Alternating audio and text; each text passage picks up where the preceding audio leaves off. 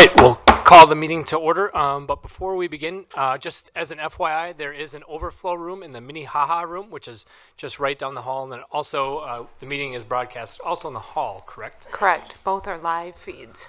Perfect. So it might be more comfortable if you would like to be in there. Otherwise, feel free to stand if you want, but stretch your legs. All right. Good evening and welcome to the April 18th Minnetonka Planning Commission. The commission generally meets on the first and third Thursdays of the month. The schedule and the tentative agendas can be obtained by calling the planning department or by checking the city website at minnetonkamn.gov. The commission holds public hearings on land use applications. From a specific process standpoint, that means we make recommendations to the city council on rezonings, subdivisions, conditional use permits, and amendments to the city's comprehensive plan, zoning ordinance, and subdivision regulations. We also make final decisions on site plans, signage requests, and variance requests, and expansion permits unless these requests are part of an application that must be heard by the city council. In that case, the commission makes a recommendation and the council makes the final decision. The city notifies property owners within at least 400 feet of the sites, posts signs on the properties, and places notices in the Lakeshore Weekly News and the Minnetonka Memo. Any aggrieved party may appeal a final planning commission decision to the city council. If you wish to appeal, you must submit a written request to the city within 10 days of this meeting. From a broader standpoint, the city's comprehensive plan, zoning ordinance, and subdivision regulations are the city's best efforts to codify a balance between individual rights and community responsibilities. Individual rights are easy to understand. Community responsibilities are more subtle, but the idea is that we, as members of the community, agree to limit our individual rights for the common good of the group. The planning department, the planning commission, and the city council are charged with managing the sometimes difficult balancing act. We ask you keep this broader perspective in mind as we review tonight's applications. Again, welcome. Staff, please call roll. Minion. Here. Banks. Here. Hanson. Here. Henry. Absent. Maxwell. Here. Waterman. Here. Chair Sewell. Here. There are 6 of us seated here tonight. Next on the agenda is approval of the agenda, and there is a change memo. Chair, yes, there is a change memo. In it is the various emails that we've received over the course of the last couple of days that would have come in on primarily item 8B. So there are communications with you that did not make it into the packet, so they're published here for you. They're also published on the city's website. They're available live right now also, so anyone in the community can also see their commentary. Great. Thank you, Ms. Thomas. Recognizing the change memo, would someone like to make a motion to approve the agenda? I'll make that motion. Motion Hanson. I'll second. Second Minion. All those in favor signify by saying aye. Aye. Aye. Motion carries. Next is approval of the minutes from the March 21st, 2024 meeting. Commissioners, any changes to those minutes? Doesn't look like it. Then I'll take a motion to approve the minutes. I'll make that motion, Chair. All right. Motion Maxwell. I'll second. Second Banks. All those in favor signify by saying aye. Aye. Aye. Motion carries. Next is report from staff. Chair, just reporting on the City Council meeting from April 8th, there were 2 items that you would have reviewed that the Council heard at that time. The first was the accessory structure on McGinty Road that was approved by the Council on the consent agenda. And then the second was the introduction of the rezoning ordinance for the Minnetonka Mills project that you are going to see this evening. So those were the 2 items. My only other announcement would be that your next meeting will be May 2nd. We currently have just a concept plan on that agenda. Perfect. Sounds good. Thank you. Commissioners, anything to report? Doesn't look like it. Ms. Thomas, I'm going to put you on the spot real quick. There was a recognition for one of the staff members. Maybe you could just quickly highlight that. We'll put our humble hats aside for a minute. Okay.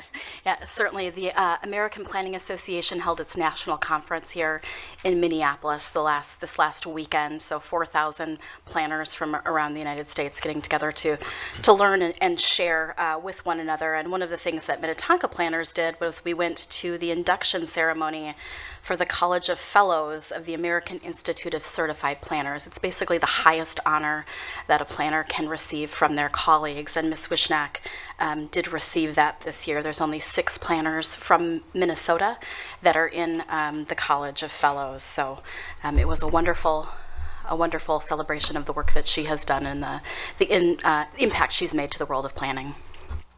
Well deserved. Congratulations, Julie.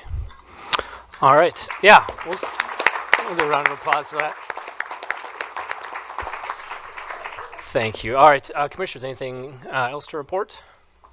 Nope. All right. We will keep moving on. Next on the agenda is the consent agenda, which are items that are more routine in nature and will pass with one motion, unless someone would like to pull an item and have a full discussion on that, in which case then we will pull it, have a report, and then vote on it. The item on the agenda tonight, which I'm sure why everyone is here, is an interim use permit for a produce stand at 17501 Highway 7. Commissioners, would anyone like to pull this item? Would anyone in the audience like to pull this item and have a full discussion on it? Nope. All right, great. So, Commissioners, I think we are probably ready for a motion. Would someone like to make a motion? I'll make that motion. All right. Motion Waterman. I'll second. Second Hanson. Staff, please poll the commission. Minion, In favor. Banks, Yes. Hanson, Yes. Maxwell, Yes. Waterman, Yes. Chair Sewell. Yes, motion carries.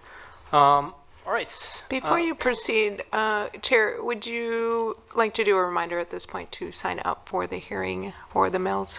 Just Sure. in the hallway? I would love to if you can help me with some of the logistics details. So what we're going to do, we're going to have item 8A first, which will probably be hopefully a pretty brief item. And then for item 8B, if you'd like to speak, we have a sign-up sheet or sheets. And where are those? In the hallway. In the hallway. And little slips. Perfect. And they should put their name and address In the box. in the box. So, and depending on how many people wish to speak, that will determine how much time each person will speak. So, just as an FYI, we want to be respectful of everyone's time. So, we'll make sure we do that in an orderly fashion. So, Thank you, if Chair. you want to do that, maybe now's a good time to do that. Otherwise, we will move on to item 8, which is non-consent agenda items. Before we begin consideration of the non-consent agenda items, I'd like to review the steps in the process and the public hearing procedure that will be followed for each proposal. First, the item will be announced and staff will report on the subject. The commission will then ask questions. Next, the applicant will be invited to make a presentation or offer comments. Commissioners may ask additional questions at this time. After the applicant is finished, the public hearing will be open to give anyone present the opportunity to comment on the proposal. If you wish to speak, please come to the podium, state your name and address for the record. We ask you to keep your comments brief and try not to repeat points already made. Once everyone has spoken, we may allow speakers to return for additional comments at larger meetings. Neighborhood spokespeople are encouraged and will be given up to 15 minutes to present. The public hearing will then be closed and no further comments will be allowed. The commission will discuss the proposal and make a decision. The first item on the agenda is item 8A, site plan for a parking lot expansion at Clear Springs Elementary School at 5701 County Road 101. Chair and Commissioners, I'm going to keep my presentation on this item brief, as you already heard it at your last meeting, and there haven't been any changes since then. Just to remind you, the Minnetonka School District is requesting a site plan approval to add an 11-lot parking lot, essentially between an existing drive aisle, which is primarily used for student pickup and drop-off at Clear Spring Elementary, and a bus pickup and drop-off area. Those stalls would be used in association with the Vantage and Momentum building, which was just opened to the south of that area. If you'll recall, staff was recommending denial of that plan for a couple of reasons, and I'm just going to point out two. First and foremost, there's ample student and staff parking on this property, both at the Vantage building and then at the District Service Center, which is north of the Clear Spring Elementary. Further, the school district does provide busing to the Momentum and Vantage building for students and staff from Minnetonka High School. The city really didn't see a situation where parking demand on this property regularly exceeds parking supply. Simply, we don't see a need for these stalls. Then second, The stalls themselves, it's a little bit difficult to see here. This grid pattern is actually an underground chamber, but the stalls are the angled lines. These stalls don't meet our just standard angles that we would have in our parking regulations, nor does the stall width. We think that this is just a difficult parking lot to maneuver, especially for, again, parking that we don't see the need for. So as we did a few weeks ago, staff recommends denial of the request with those findings that are outlined in your resolution. So I would turn it back to the chair. Great. Thank you. Yeah, we heard this report, I think last meeting it was. So commissioners, any questions? I don't think so. So it sounds like two factors, Ms. Thomas, parking not needed and design not up to standard. So, okay, great. If the applicant is here and would like to come forward, if you can give us your name and address for the record, then welcome. Thank you, Chairman and Commissioners. My name is Ron Smolden. I'm the landscape architect with ATS&R Architects representing the school district in Paul Bourgeois. Excuse me. I've been have a little bit of cold. One thing first I'd like to clarify, we did send in a new plan that had a restriping plan. It takes the parking lot from 11 spaces down to 9. It just kind of made the angles less I guess, confusing in that for that aspect. As far as for the, I'm just going to try as eloquently as I can give you Paul's point of views for this and why the parking they feel is needed. To begin with, the playground is that we're taken over has only been in since the fall of 2016. It was a small area that they put in for a brief time. All that playground has been moved to the back of the school, and it's all been accounted for all the students there. With the Vantage Momentum project, it was a city that kind of required us to come through the elementary school. That's kind of making it, kind of, a real confusing, or I guess highly used area now. The parking lot itself, I guess one of the main points is that when we came through with the Vantage Momentum, this project was actually one of the first projects that the city was using their new tree ordinance. And, well, I guess if I can back up, I guess another reason why we had to come through the elementary school, it was the city that required us to come through the elementary school because they would not let us come off of Covington Road for our parking access that way. Which also led into the tree ordinance.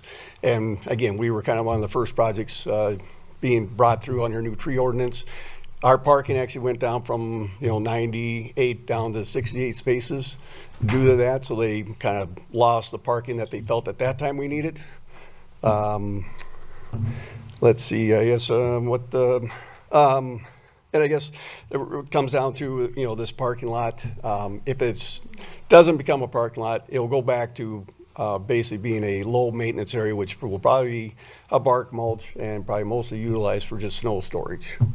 I think I kind of gave you the gist of where the school district is at. Oh, one other thing, this little parking lot does provide one additional, ADA space for that side of the school down at that end, which is kind of one thing they feel is kind of lacking that they could use. So. Great. Commissioners, any questions? I'll ask just the question. I'm confused. There's lots of vacant spaces to the north. I still am not hearing a need for it. Can you maybe explain that? And I know you're the architect and the messenger, so and I guess put you in this position, but I haven't gone through and done a whole study what lowest parking places were mostly therefore probably when the school district holds their school board meetings and all that sort of things, and when the school does have a larger function. I have heard stories where the parking lot can become quite full throughout. I guess just a need that, as we all know, is the closer you are to a facility, the more it's going to be used. With those parking lots being up at that end, if they people won't use it as much, and will probably try cheating other ways to get closer too. So, okay. All right, great. Commissioner Banks, you have a question? Yeah. Thanks, Chair. Just one quick question. I know there's a drop-off area for students who are riding the bus to other schools that's right in that, just north of that circle. Is that going to remain that space? Yeah, the for bus drop-off? drop-off, they're using the school, the Clear Springs Elementary School bus drop-off for the Vantage Momentum drop-off. The times that they're being dropped off is different. They, from when the school is being dropped off. Those are usually typically the smaller buses that are coming over, I understand. So they're utilizing that drop-off for the students. Okay, all right, great, thank you. Any other questions, commissioners? All right, it doesn't look like it. Great, thank you. Thank you. All right, we will open the public hearing on this item, and if anyone would like to come forward to speak on this item, go on there. Please come forward, give us your name and address for the record. All right, don't see anybody coming, so we'll close the public hearing on this item. Commissioners, any final questions? Otherwise, yes. Commissioner Maxwell. Yeah, I have a question. Mr. Bolton mentioned a plan that had 9 spaces, so I'm wondering whether that is included in the staff's analysis with the angles of the lots, and whether the design of those stalls has been assessed with the staff with that new proposal. Ms. Thomas. Chair Sewell and Commissioner Maxwell, I have to apologize. I'm punting here this evening, and so I do not have access to or have not seen that 9-lot plan. I would say regardless, staff's position remains the same. We just simply don't see the need for whether it's 9 stalls or 11 stalls on the site. Generally speaking, when we see parking lots laid out, the way we want to see them laid out is that all of the angles are the same angles, just from a maneuverability and a public safety perspective. So I apologize, that's the best answer I can give. Okay, great, thank you. Any other questions, commissioners? Otherwise, comments? Who'd like to go first? Yeah, Commissioner Hanson, thanks for going first. Yeah, thanks, Chair. I guess to keep us going, I'd probably lean towards following the city's recommendation tonight and would look to see this this space kind of turned into maybe a green space eventually. So with that, I would support the city's recommendation. Great, thank you. Other thoughts? Yeah, Commissioner Maxwell. I also agree with the staff position on this one. I thank you, Mr. Bolton, for coming out tonight, and what I heard does not, in my opinion, demonstrate a need for this additional parking. Regardless of the need, the angles of the parking lot has a design that would not be safe in this space, so I agree with the staff. Great, thank you. Commissioner Waterman. Thanks, Chair. Yeah, I agree with my fellow commissioners here and the staff as well for the reasons that they laid out. And when we looked at the Vantage and Momentum project, I remember spending a fair amount of time on parking and flows. So that also kind of leads me kind of out of favor with supporting a change here, because we already, it was very recent and we kind of already went through it. So. Okay, great. Yeah, Commissioner Minion. I guess it's super easy for me. I see a combination of high school drivers as the #1 use of that side, and a elementary school. And the staff did a great job of putting the report together, and what really jumped off the page was the term possible safety issues. And it was on there 3 times, so I definitely agree with the staff. Great, thank you. Commissioner Banks, want to make any comments? You don't have to. Well, I think, thanks, Chair, everything has been said, and I do agree with staff's recommendation to deny this proposal for a lot of the same reasons, the safety concerns. I do know that very early in the morning, there's a lot of kids that are getting dropped off, and there's a lot of traffic in that area. I'm part of that on some mornings, and just seeing the additional parking, and then now we have another way for cars to come in and out, could just create more havoc in that space during that time. So for those reasons, plus there seems to be ample parking already on the space, I agree with staff to deny this. Okay, great. Yeah, I'm less concerned about the design. I think that either has been or can be mitigated, but I don't see a need. So would someone like to make a motion to adopt the resolution denying the site plan approval? Motion. Motion Minion. I'll second. Second Waterman. Staff, please poll the commission. Minion, Agreed. Banks, Yes. Hanson, Yes. Maxwell, Yes. Waterman, Yes. Chair Sewell. Yes, motion carries.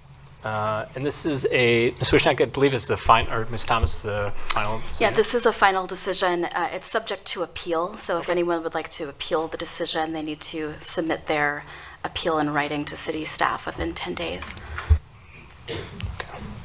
Sounds good. All right, we will move on, but before we do, we're going to take just a quick 5-minute recess to get organized so we can try and have a good flow tonight to make sure, again, we're respectful of everybody's time. So we're going to take a quick 5-minute recess. So as I tell my kids, now's a good potty break time. So we'll be back in 5 minutes.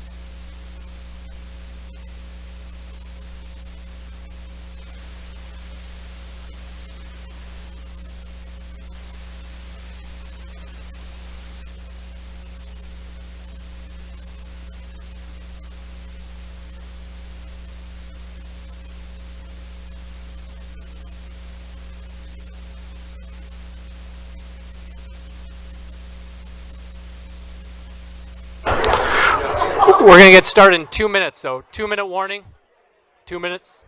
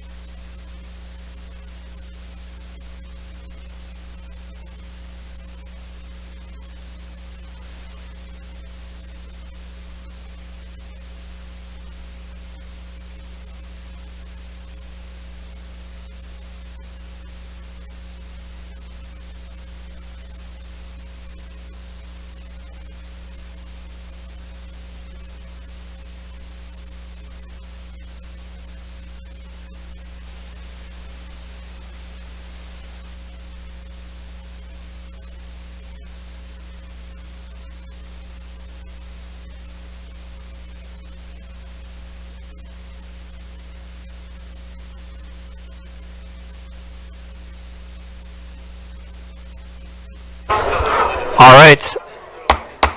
Let's call the meeting back to order here. All right. All right. Next on the agenda is items concerning Mills Twin Homes located at 3521 Baker Road and 3522 Elm Lane, and 2 unassigned addresses. I believe, Ms. Wishneck, you're going to speak to this item. Yes, I will Thank you. start, and then Ms. Thomas will follow up. Before I start, though, people probably wonder where the city planner, Mr. Gordon, is tonight. He was okay with me sharing he's contracted COVID, unfortunately, and so he is on the mend. He's doing okay, but obviously can't be with us tonight. So I did want to share that with you all so that you understood his absence. So before we get into Ms. Thomas's presentation, I do want to take this opportunity. I found it, obviously we have a large crowd, and I know a lot of the discussion has been about affordable housing. And so I just want to take a few minutes because I think it's a great opportunity to highlight some of the things the city has been working on in the realm of affordable housing. What's on the slide here is some of the information that was provided to the legislature. If you were unaware, 3 years ago, the city was successful in obtaining legislation to do special use of tax increment financing pooling money and place that into an affordable housing trust fund. That was a great option because it allowed about $4 million to be transferred into that fund for any kind of affordable housing production that the city was able to assist with. Also in that fund, and it really started during the pandemic when folks needed help with rental assistance, when people were unable to pay their rent, that fund also went for that purpose. And you can kind of see some of the numbers off to the side. Then we also started a program a number of years ago, and it's a partnership with His House, which is a nonprofit. And the nonprofit helps the city deal with emergency needs or housing insecurity in the realm of homelessness. So that program has been quite successful. If you want to read more about that, there was a report to the Economic Development Advisory Commission last week that told some of the stories that were happening and the assistance that was provided to help those folks with those needs. Lastly on this slide is some of the work that the city has been doing on rehabilitation in the Cedar Hills townhome area. Really great project to rehab and renovate some of those affordable housing units that are located in the northeast corner of the city. And if you're also not familiar, the dashboard, thank you, Susan, is located right there. You can kind of follow and track not only rental units, but it is also for townhomes and condominiums, and also for senior housing. If you're looking for senior housing, there's a tab on there for that. But it really tracks kind of the city's efforts on how many rental units there are, how many are affordable, and how many are contractually affordable. In this slide, you can see of the 9,300 of our units are contractually affordable, which is a complement to the success of past councils and the kind of implementation of a lot of different programs. You can go to the next slide, please. Moving into the affordable homeownership programs that the city has been involved with, probably the most long-running commitment of the city has been the Homes Within Reach program, which is a land trust program. And if you have any history with the city, you know that kind of started with the city and then formed their own nonprofit to make that happen. There is an annual contribution to Homes Within Reach, and the resales for those units are up to 80% area median income, and that's for a 99-year term of affordability. Off to the right, you can see a map of all the locations of where those homes exist in the city. We are the highest highest number of homes in the community in the West Metro for the land trust. The other thing that, and this even predates the Homes Within Reach program, was the indexing units. This is a maximum sales price, typically in a townhome or a condominium project, where the city has placed covenants on the property for a maximum resale price, and those still continue to this day. A more recent project is what's happening on Roland Road. The city, while it's been very committed to the Homes Within Reach program, wanted to try something new. And this has to do a little bit more with wealth building. There's a cap on equity when you have the land trusts resales. But in this situation, there's more growth of equity that could happen. We're contracting with Amani Construction, who would then build an affordable twin home at the site that the city owns. Also related to that, again, another equity building program is the Pathways to Homeownership. That's a newer program in the last 2 years that the city has set up. And this really is launched to provide first generation home buyers up to $75,000 for down payment for a home. And it's a zero interest rate with 5% forgiven, I should say, over time. And so that's really kind of the longer they stay, the more forgiveness there is. And then we've always had down payment assistance, but we've increased the down payment. Obviously, the market has changed so much that the down payment assistance had to kind of increase along with that. Thank you, Susan. I say all of this, but really the Economic Development Advisory Commission is the commission who makes those recommendations on affordable housing projects. They look at funding for projects, they look at gaps and how the city can be of help. And they did recommend last week at their Thursday, April 11th meeting that they would promote the funding of this, this project. Obviously, you're dealing more on the land use side. And again, I say this not for your benefit, but maybe the public might not understand that. Really, you're not talking about the funding or the financing of the project because that conversation happened last week. I would invite folks, though, who missed that meeting. It is on the city's website. You can certainly look at it, review it. The minutes are also available if you would like to read them. And then, of course, after we're done here, both recommendations would be provided to the City Council for their consideration prior to making a decision. Again, thank you, Chair, for allowing me to just share a little bit of the background of things that Minnetonka is working on. I appreciate that opportunity. And at this point, I'll turn it over to Ms. Thomas to talk more of the land use matters. Thanks for the report and for the context, because I mean, we hear about it just being involved with the city, but you know, sometimes I think it gets lost just how much the city really has done. So thank you for that report. Thank you, Chair. Ms. Thomas, the floor is yours. Yeah, Chair and Commissioners, this evening my presentation, I'm going to go over a little bit of the background, this project area, this project site. Ms. Wishnock is then just going to jump back in and talk about kind of conversations that have happened around the project site, some concept plans. Then I'll go over the formal proposal and staff's recommendation. So the project area, as you know, is located in Minnetonka Mills. This area is a historic and unique area in our community. There are already a variety of land uses in the area. Minnehaha Creek flows through the area, the large parks on either side of the creek, Burwell House, there's the small commercial area in Minnetonka Mills itself, various institutions, organizations, and obviously homes in the area. Zooming in more specifically to the project site, it's generally bounded by the block that's Minnetonka Drive on the north, Elm Lane on the east, Inverness Road on the south, and Baker Road on the west. And as you can see in this kind of aerial series, by 1940, that block was fairly well established in terms of development. There's been changes within that block over the years, and obviously development has occurred all around that. At present, Mills Church owns 9 of the lots that make up this 11-lot block. Those properties are guided low density in the comprehensive guide plan, and they're zoned R1 low density residential. So now I'm going to kind of step sideways and just give a refresher about comprehensive plan and zoning and kind of the differences between those.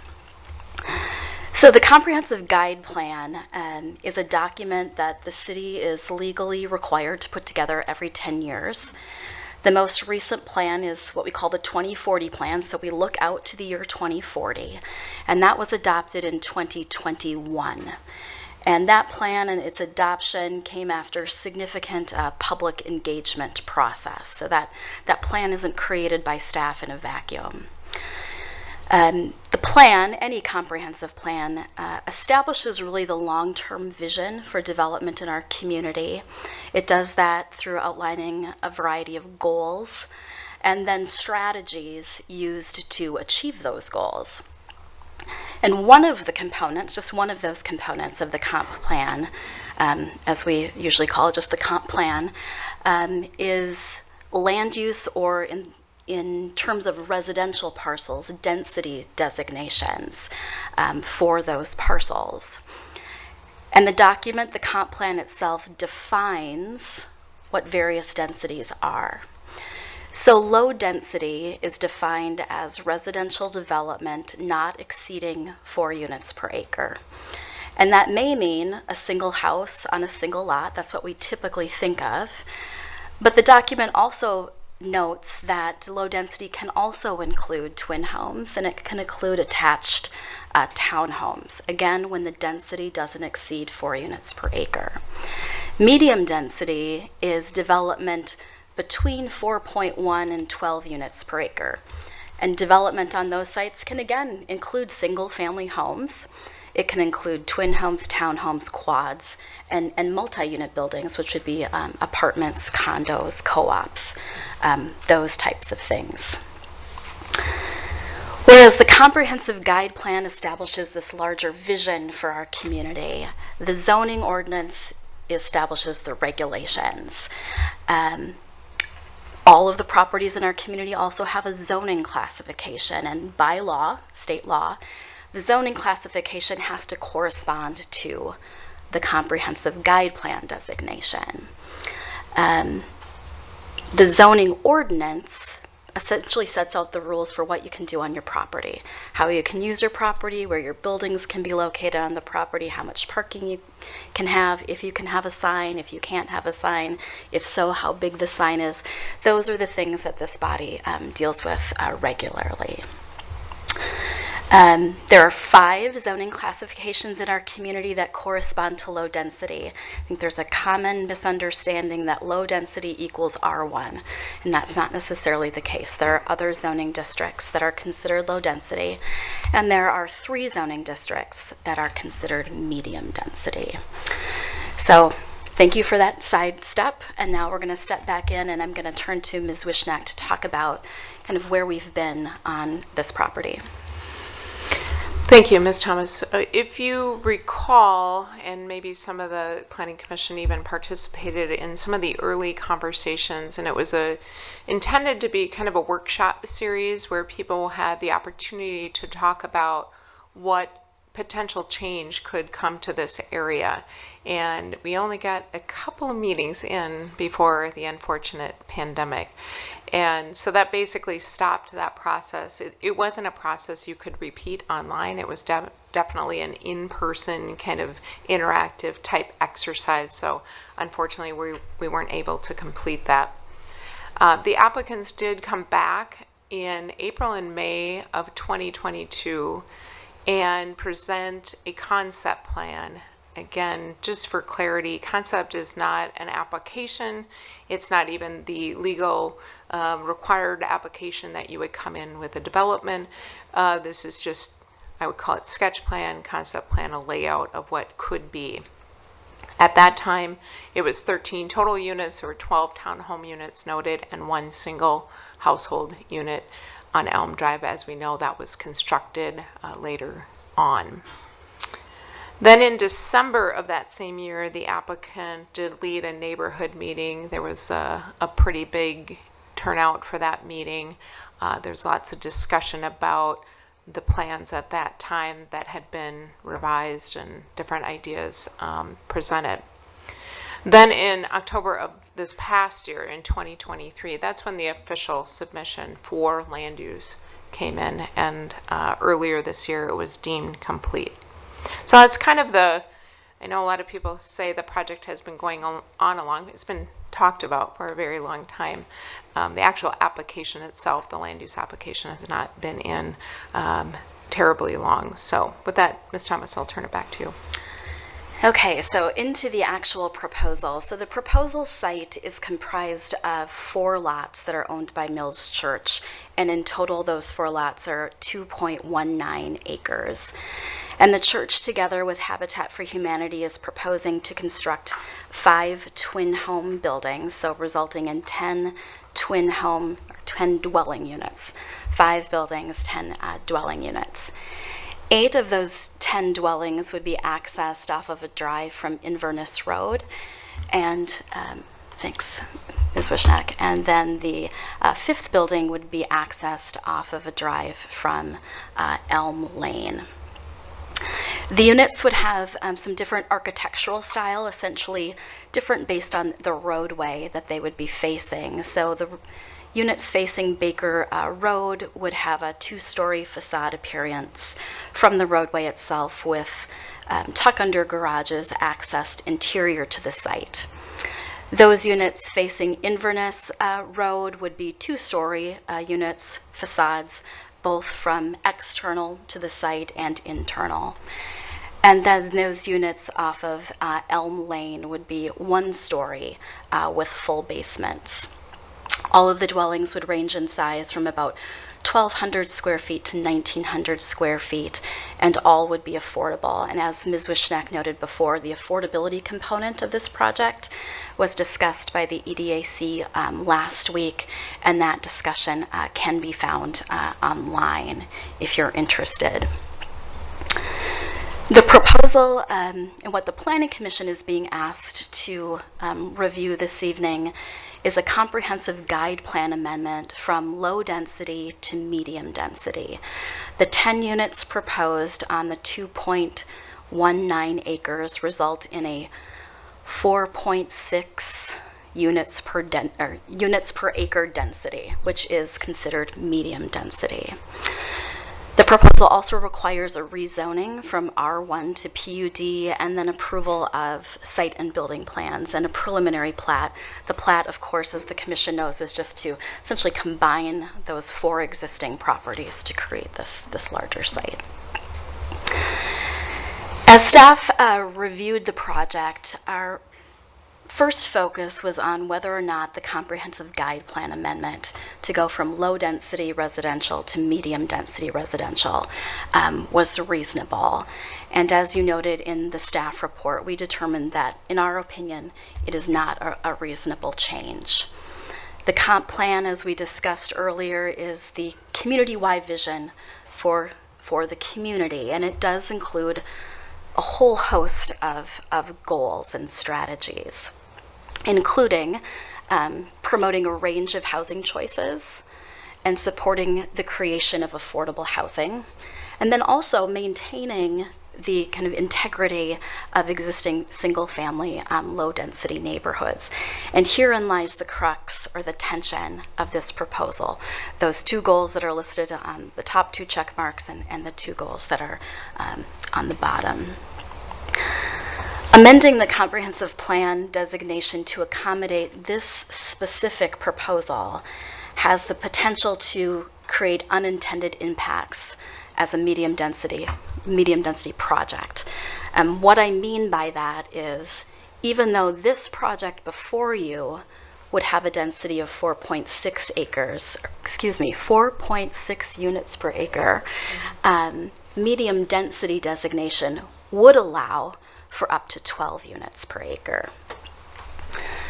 Further, it's staff's opinion that some adjustments to the plan would eliminate the need for the comprehensive guide plan amendment, keeping the 10 units and keeping the affordability. Certainly a unit could be dropped, or 2 units could be dropped to get to that low density designation, but another solution is simply adjusting a lot line further to the north, such that instead of having 10 units on 2.19 acres, you would have 10 units on 2.5 acres, thus meeting the low density designation already existing on the site. Since the publication of the staff report, I will say that staff has heard from people who support the project and people who are opposed to the project, who are equally frustrated that staff's recommendation is based on what they perceive to be a technicality. We're talking about 0.6 units per acre. And that's really based on an invisible lot line.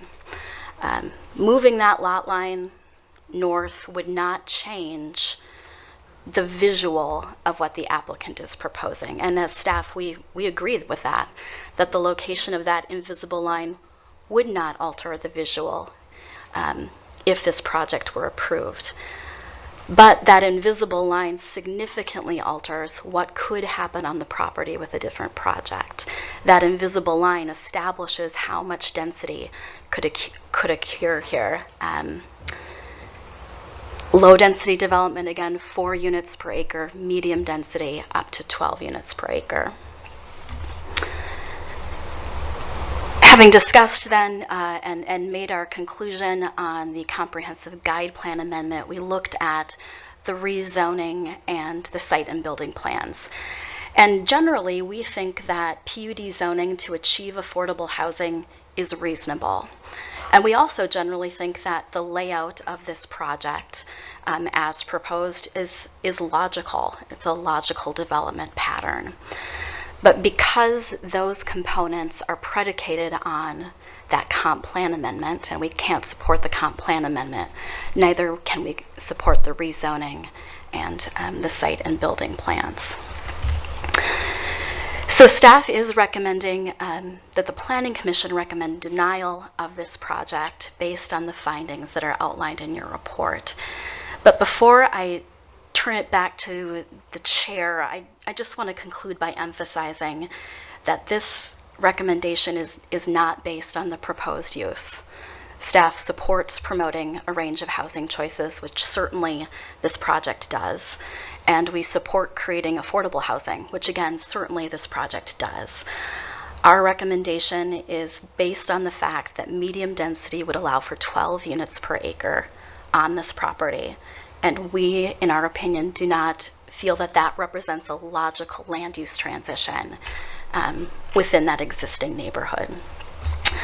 And so with that, I would turn it back to the chair.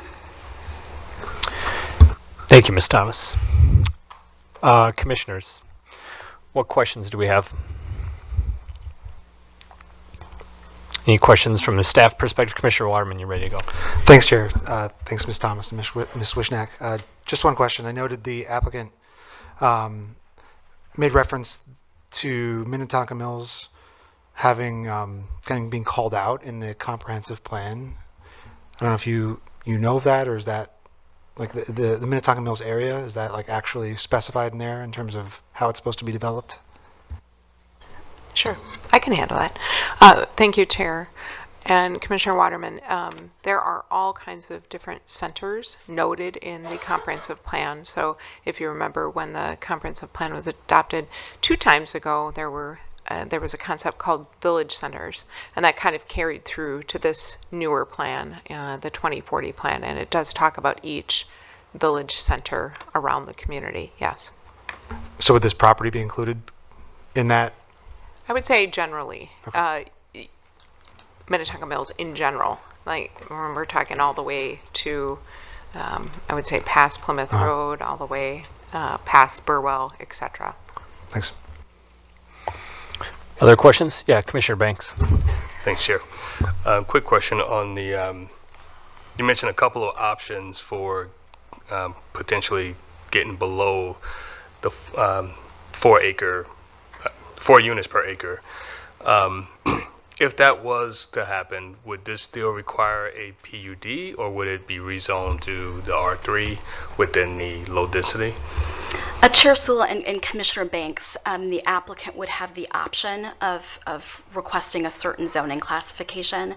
As you point out, within the low density designation, there are some options. R3 would be an option, as would PUD, but rezoning would need to occur. Okay, thank you. Other questions for staff? Yeah, Commissioner Minion. I've got a bunch of them.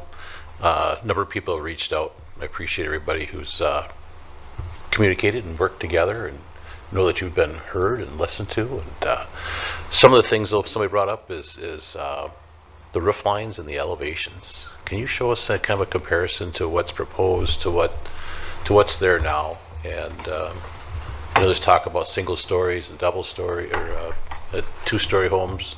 I know some of the single stories are up on hills, things like that. Can you kind of give us a reference for that? Chair and Commissioner Minion, I have put together a slide. Now, I will admit that these are Google Street View screenshots because I put this together right before this meeting. But this shows generally on, these are properties immediately adjacent to the proposed project site, or across the street, I should say. So Baker and Inverness and Elm. Now, most of the properties are single-story homes, generally. Single-story homes of kind of this character, this age, might have a height of 18 to 20 feet from grade to the top of the roof line. So the proposed homes, the twin homes, if you'll recall, on facing Inverness would be 2 stories. Facing Baker would be 2 stories, and then facing Elm would be 1 story. I think also, I have to look at my notes, Commissioner Minion, but you had some questions about like elevation. So not just the height of homes, but where are homes situated? And so on, and these are rough estimates looking at city topography maps and the location of the home on that topography map. So the properties that are to the south, if you've been at that site, they sit higher, those homes do. So they are going to sit, their topographic elevation, those homes sit about 11 to, oh God, let me find here. Well, I'm going to read this off. A 959 elevation above sea level would be the Inverness side proposed, and then on the other side we have 968 to 974. So, 10 to 15 feet higher on the south side. The existing homes would sit higher. On the Baker and the Elm side, it's pretty flat, and those homes would sit at basically the same elevation. There might be a couple of feet one way or the other, but it's not going to be drastic. Does that answer your question? It does. On the Inverness side, maybe give me a memory refresher, is the start of the first floor end up 6 feet below street level? In other words, the 2 stories seem to be down a little bit by 6 feet, and the homes, single-story homes adjacent, seem to be kind of starting well above street level. Yeah. I'm sorry, I don't mean to sideline you. I Yeah, don't mean to- Chair and Commissioner Minion, that's certainly something that those elevations we can look up. I have to pull up those plans. Something else somebody's brought to me, Mary, who's done such a great job of giving us all accountability. Thank you very much. Can you talk a little bit about HOAs, what they are, what they mean for the city, and how they relate to this project, and kind of long-term and short-term? Sure, I can handle that one. She can look up the other.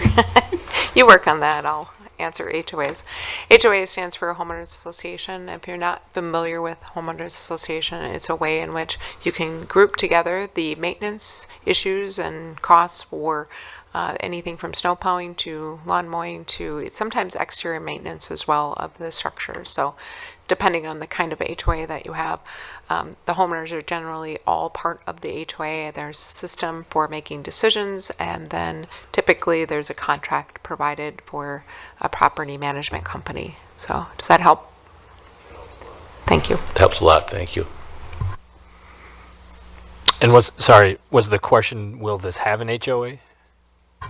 Or No, just I've just been understand? encouraged to not get too technical. Got it, okay. And I want to just kind of hear a basic, good job, That foundational. is their intention, though. That's true. Okay. Yes. Perfect, that's good. Thank you for the clarification, Chair. Great, thank you. Do you have more questions, Commissioner Minion, or? Is it Yes, your in time? regards You go. to headlight wash on the homes on Inverness, I took some advice and I actually drove it several times at night, And I understand, is the curb cut going to stay in about the same position? I know it's a tough question. Either way, if it's not, I can say that I've actually driven it several times at night. And I know that the headlight wash that many people are concerned about ends up on the garage. And as you turn, because of that great elevation of the homes there, they're not an issue. The headlights hit the actual berms that the homes are built on. So just a few issues that many of the people have brought up, but just wanted to cover it. I appreciate it. Chair, I do have an answer to that Thomas. question. ready. Commissioner Minion, so on the Inverness, the proposed homes on Inverness, the easterly home, the most easterly home would be situated about 2 feet below grade of the roadway itself, the low floor of that. And then the far westerly home would be situated about 6 feet below. You're correct. Thank you. Is that all your questions? You good? Okay, great. Commissioner Hanson? Any other questions for staff right now? I'm sure we'll have some at the end. So, all right. If the applicant would like to come forward and offer a presentation, we'd love to hear from you. If you give us your name and address for the record, and welcome. Thank you, Commissioner Sewell.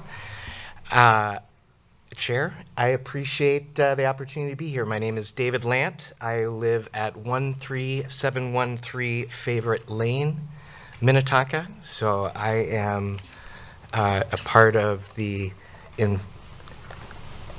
what do you call it? The information area that gets notified about this project. I'm a part of that. I am also lead pastor of the Mills Church, and I count it a privilege to be able to be with all of you commissioners tonight. Thank you for having us, and the opportunity to present on behalf of the Mills Church our application to build 5 twin homes in partnership with Twin Cities Habitat for Humanity. I'll start with an apology. I think a part of interpersonal communication, even intercultural communication, is recognizing when you don't know all the language and customs, not to try to fake it and ask questions. And I feel like I want to do a lot of that because this is not my area of expertise, but it is an area that over the last 5 years I've gotten an education that I'm really grateful for. But in not understanding all the language, I do come tonight a little confused. This was not the presentation I was expecting to give. I didn't realize that I would be, defending a proposal that is going against a staff recommendation, and I'll take responsibility of that, but that's some of what I'm trying to get my head around just a few days ago, finding and being surprised about some things. So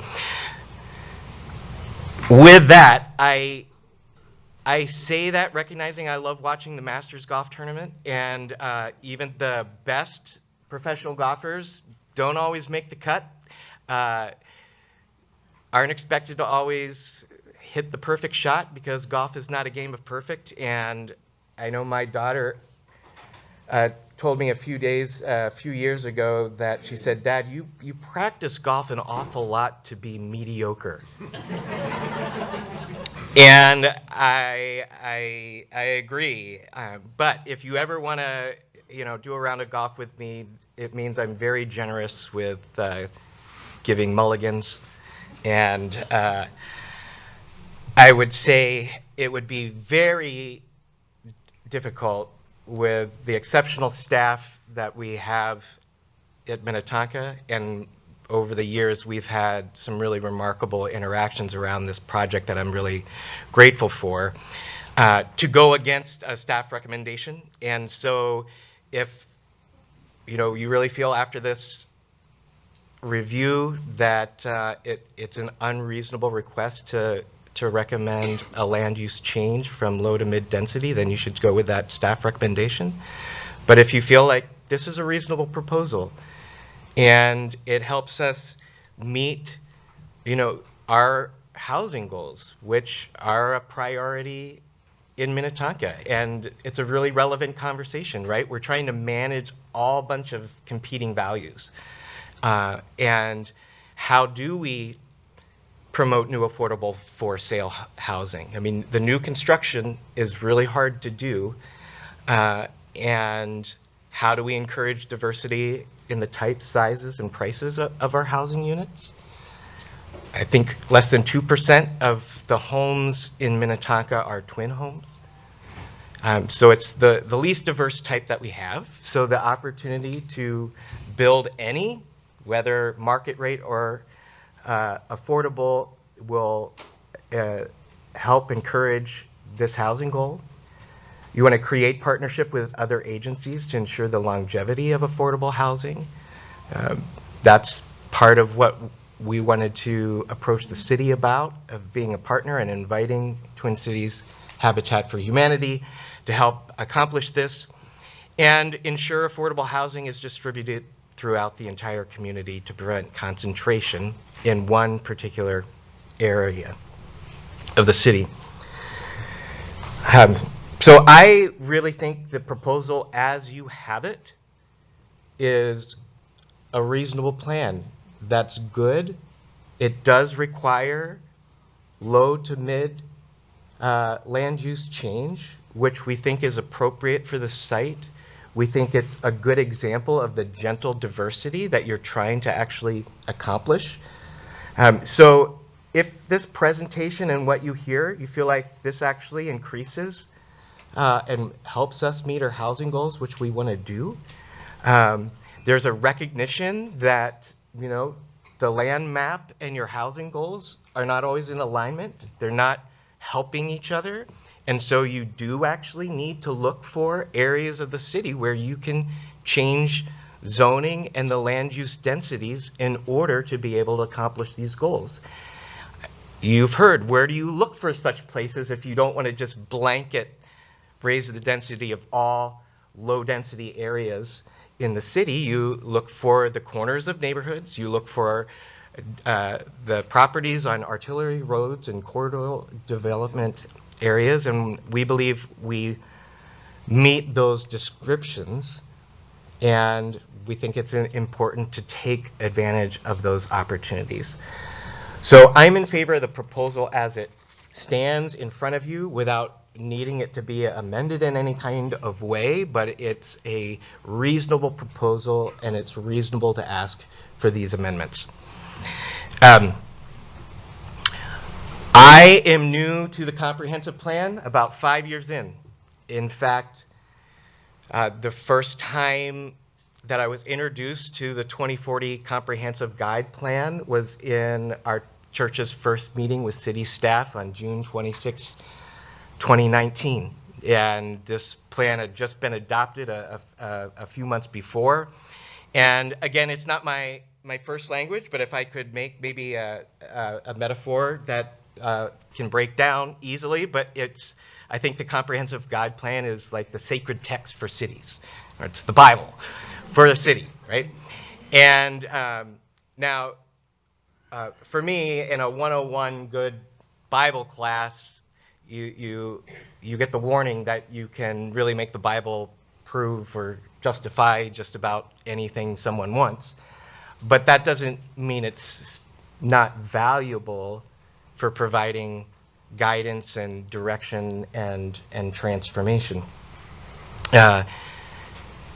No wisdom teacher would say just limit yourself to one part of the text or only preach from Leviticus and instruct a parent that if their rebellious teenager went and got that tattoo anyway, the guide plan says they must be stoned, and say that is a great fulfillment of Torah.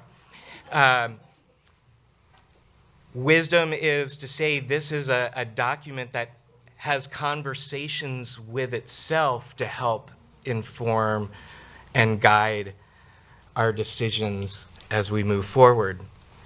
And when we approached the city in June of 2019, we had a desire to build affordable housing on our property.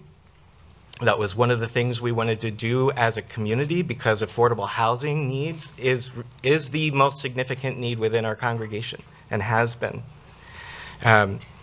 Last year, we gave $38,000 in rental assistance, medical debt relief, and housing assistance within our own community members and in our neighborhood. And it's often the experience of our local nonprofits in Minnetonka that the burden of trying to ease some really critical needs within our neighborhoods increasingly is shouldered on nonprofits. And so the desire to say what is the best use for our property, including what we want to use for ministry space, was we were open to completely transforming that entire 5.5 acres. You know, we could envision multi-use of rental and ownership housing with shared community fellowship space, gymnasium, commercial kitchen, and or less, like we'll just develop the undeveloped parts of our land, and most of which is an unused parking lot that we don't think is serving anyone. So those were the rationales, and we were really received so beautifully by the city, and we were introduced to some of the guidance within the comp plan, and it was the first time these graphs were even pulled up in the room for us when we were asking questions about, well, what is going on in Minnetonka with affordable housing, and how about our area? And you know, at that time, Minnetonka Mills didn't have any units of rental affordability in our area. And the other significant dimension was that the 2040 Comprehensive Guide Plan acknowledges some challenging realities, where the land use map in many ways memorialized the density allowances from the 2030 plan, which memorialized the density zonings that were pre-existing. And recognizing that in order to meet the growing demand of expected growth for the city, we were actually going to have to make changes. So just because something is like currently guided a certain way in the comprehensive plan says, yeah, but you're going to need to amend it to be able to increase densities. And in this document, it recommends Minnetonka Mills as an area to do such changes. And so all of the different possibilities that we were open to and wanted to partner with the city in finding the best ways. City staff said this project, because of where you're located and the proximity and our housing needs, this would probably be a good site for more than just bring a concept proposal and then we'll see if we like it. But we'll do corridor development initiative, and Ms. Wishnak, thank you for refreshing us on the history of this project.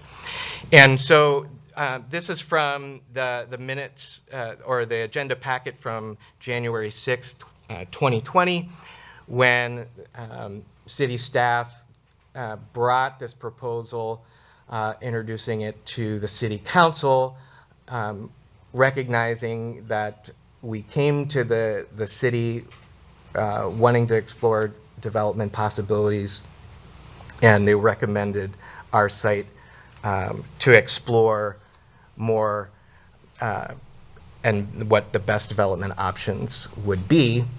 And we're willing to invest a good amount of money beyond like a normal process, that the city was going to commit up to $31,000 to contract with LISC to facilitate this project, because they saw our site as existing in this corridor on artillery roads that the guide plan was saying is conducive, one of those spots where you make the hard choice of going from low to mid density or even low to high.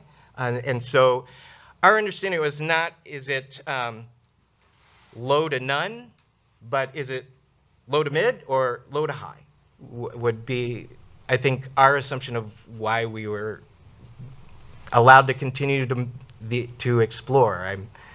I feel a little confused now of why we would go through this process just to discover that we really shouldn't change it at all. Again, this is part of our concept review from almost 2 years ago today, and it's good to see some of you again from that time.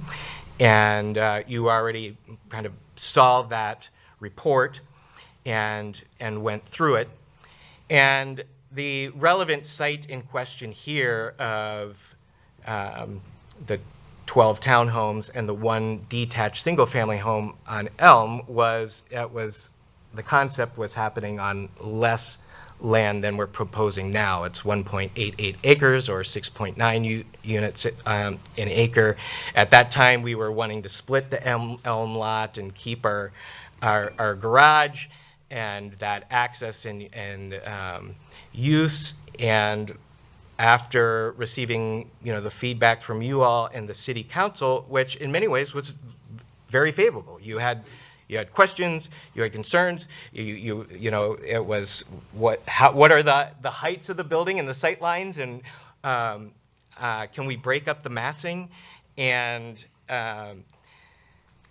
we then over the next couple of years were trying to incorporate that into a best plan. So the picture there in front of you, and my colleague Chad Dittman will take you deeper into the site plan so you can investigate the merits of it more with him. But I just wanted to highlight the changes that we incorporated, and this was through multiple neighborhood engagement meetings over the years and your feedback. So we increased the land area for the project to 2.2 acres. We broke up the massing of the townhomes and the twin homes. We increased the setbacks and the development entrance from our existing direct neighbor. So Dana, according to for your question, is the entrance the same? It shifts. It shifts to the west a little bit because feedback was, can you provide a greater setback than the current entrance in deference to our neighbor? And so we incorporated that into the plan. So we might be able to get you those dimensions, and I give you permission to drive on the grass now to see where your headlights will go, because I love the fact that you did that experiment. How about if I back up to where it is? You say how many feet to the west is it? And I'll back up there. I'll let you ask Chad that question. Yep. And I know, that's usually a question that developers get when they're doing new development, and I know that's one that Habitat has done extensively to try to mitigate any of those unintended consequences of new homes and where the driveways and entrances are going to be for the surrounding properties, and they've worked with surrounding neighbors to mitigate those things. And I'm confident they would continue to practice that. We changed the design to a true 2-story twin home along Inverness. So Again, we've got 3 different designs for the twin homes. The ones on Inverness, there was a concern that if you had the same tuck-under garage, which is that kind of exposed 3rd story on one side, but 2 on the other, the actual elevation would probably maybe be above grade. And so could we develop it in a way that it really would be a true 2-story on Inverness? And we did that. And this current plan has decreased the scale of our project by 3 units. It's 5 twin homes, 10 households, and 3 different designs for really meeting 3 different kind of household needs. So the ones on Elm are fully accessible. Some of the units have a bigger square footage to be able to accommodate larger households, and some of them are also smaller to also accommodate what Homes Within Reach was saying in our area, to accommodate, smaller household needs. So that's just the high-level overview of the project. And again, in coming tonight, I really thought the terms of this was a good plan without unreasonable issues. I'm not against standing in front of you to try to defend a proposal that staff is not recommending. But if there was a proposal that I'd like to stand before you that they're not recommending, it wouldn't be this one. I really like one of the 3 12 concept unit plans that Habitat developed last year, and we got feedback from neighbors in I think it was the December 6th open house. And really, for the reason of how can we do the best for the future neighbors who are coming in? And when we hear concerns about how will properties be maintained or taken care of, and there really is a good system with Homes Within Reach that will probably be the manager of the land trust and sets up the contracts for the homeowners association, runs them well. Their recommendation and pretty much the industry minimum ideal standard for a homeowners association is 12 units, which it distributes the responsibilities and also the finances in a more sustainable, equitable way.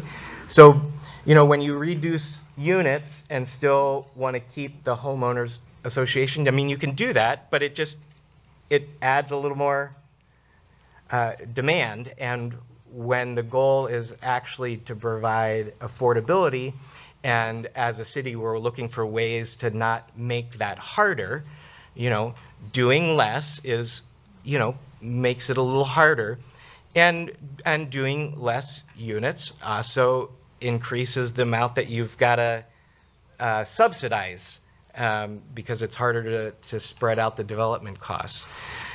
So that a 12-unit plan is not what we're presenting tonight, but if I know the city did not want to support a 12-unit plan, and the city did not want to offer any funding for a 12-unit plan.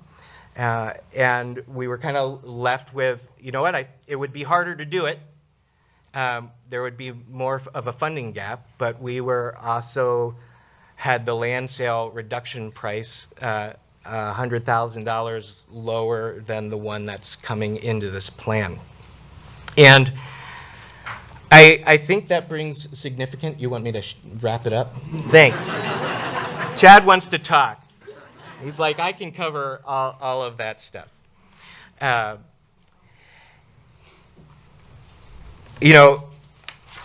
Again, I was, when I read through the staff report, it felt wow, this is really unreasonable. I mean, so that it's using the comp plan to say this is not a reasonable land use amendment. And it seemed almost like this was being set up to fail in a way that surprised me. And if you just read the staff report, there does feel like there's like these little secret codes that maybe what is unreasonable suddenly doesn't become unreasonable. But I'm not like sure what that is. I thought the presentation tonight felt a little more like a generous and like a great proposal, but I'm just confused at the way that's communicated, and I don't understand why. I don't feel like we need to be surprised about that. We've been working on this for a long time, and so I didn't know this was unreasonable. If it really is just add a little more square footage of land and then it becomes unreasonable, I do want to talk about that reality. I think it's probably 22,000 more square feet to make this project less dense. But I'm wanting you to envision a pastor going to the congregation and say, do you want to make a donation of 22,000 square feet of prime real estate in Minnetonka, not because it helps affordability or it helps the new homeowners. It actually either puts a new land responsibility of maintenance for the project, but it helps the city of Minnetonka not make a zoning change. That doesn't make sense to me. We want to use land sale reductions or to give more land, which we did in like to even make this 10-unit plan to actually make affordable home ownership possible. So I think adding 22,000 square feet just because of a fear of what might happen is just not something we're willing to do. We weren't willing to do that a year ago, and we're not willing to do that now because it would be a subsidy for the status quo. And all the conversations that I hear about what the city wants to do and trying to manage their need to build this kind of home and to eliminate barriers and to do it surgically, because land in Minnetonka is so expensive, it doesn't make sense to me to then add an appendage of land just so you don't want to make a change. I have a question, too, of just how does that actually work if the project we're asking to be approved is this one? It's not for 12 units an acre. It's for this project. And the zoning would change for that piece of property to build 10 twin homes, which will be in a land trust secured for 99 years. So I'm confused by what it makes this good project happen. And it seems like you're approving the project for 5 twin homes, which is what then Habitat would be able to build, and then what would be locked into that space for 99 years. It feels like that's almost the surest way that you can determine how much density will be on this 2.2 acres, is to have these twin homes be locked in for 99 years. So I don't understand how changing this property to medium density then creates the potential of something of negative impact. I don't understand that. I'm almost done. I'm so sorry, and all you here. I just had some questions, right? The implementation plan says the land use plan map should be considered the most flexible and therefore subject to change based on specific criteria. And so I've been confused why when we get to this point of the conversation that it feels so inflexible. And I don't understand that, but I think this is my wondering. We've got this old bathroom in our church that hardly anybody uses, with a sink that's older than me. And only the hot water nozzle turns, because if it does get used, that's what you use in the washing of hands. And so the cold water doesn't turn anymore. It was supposed to. It was designed to move, but it doesn't for lack of use. And there have been 0 amendments from low density to medium density. 0. So I want to say you're welcome, that now we're giving you the opportunity to actually demonstrate that the most flexible part of the comp plan is actually flexible, and that this is a very reasonable proposal that doesn't need any additional subsidies, whether we're subsidizing no rezoning or we're making change possible. So I think you have a reasonable plan. And, if you look back at your time on serving and you say, what am I most proud of?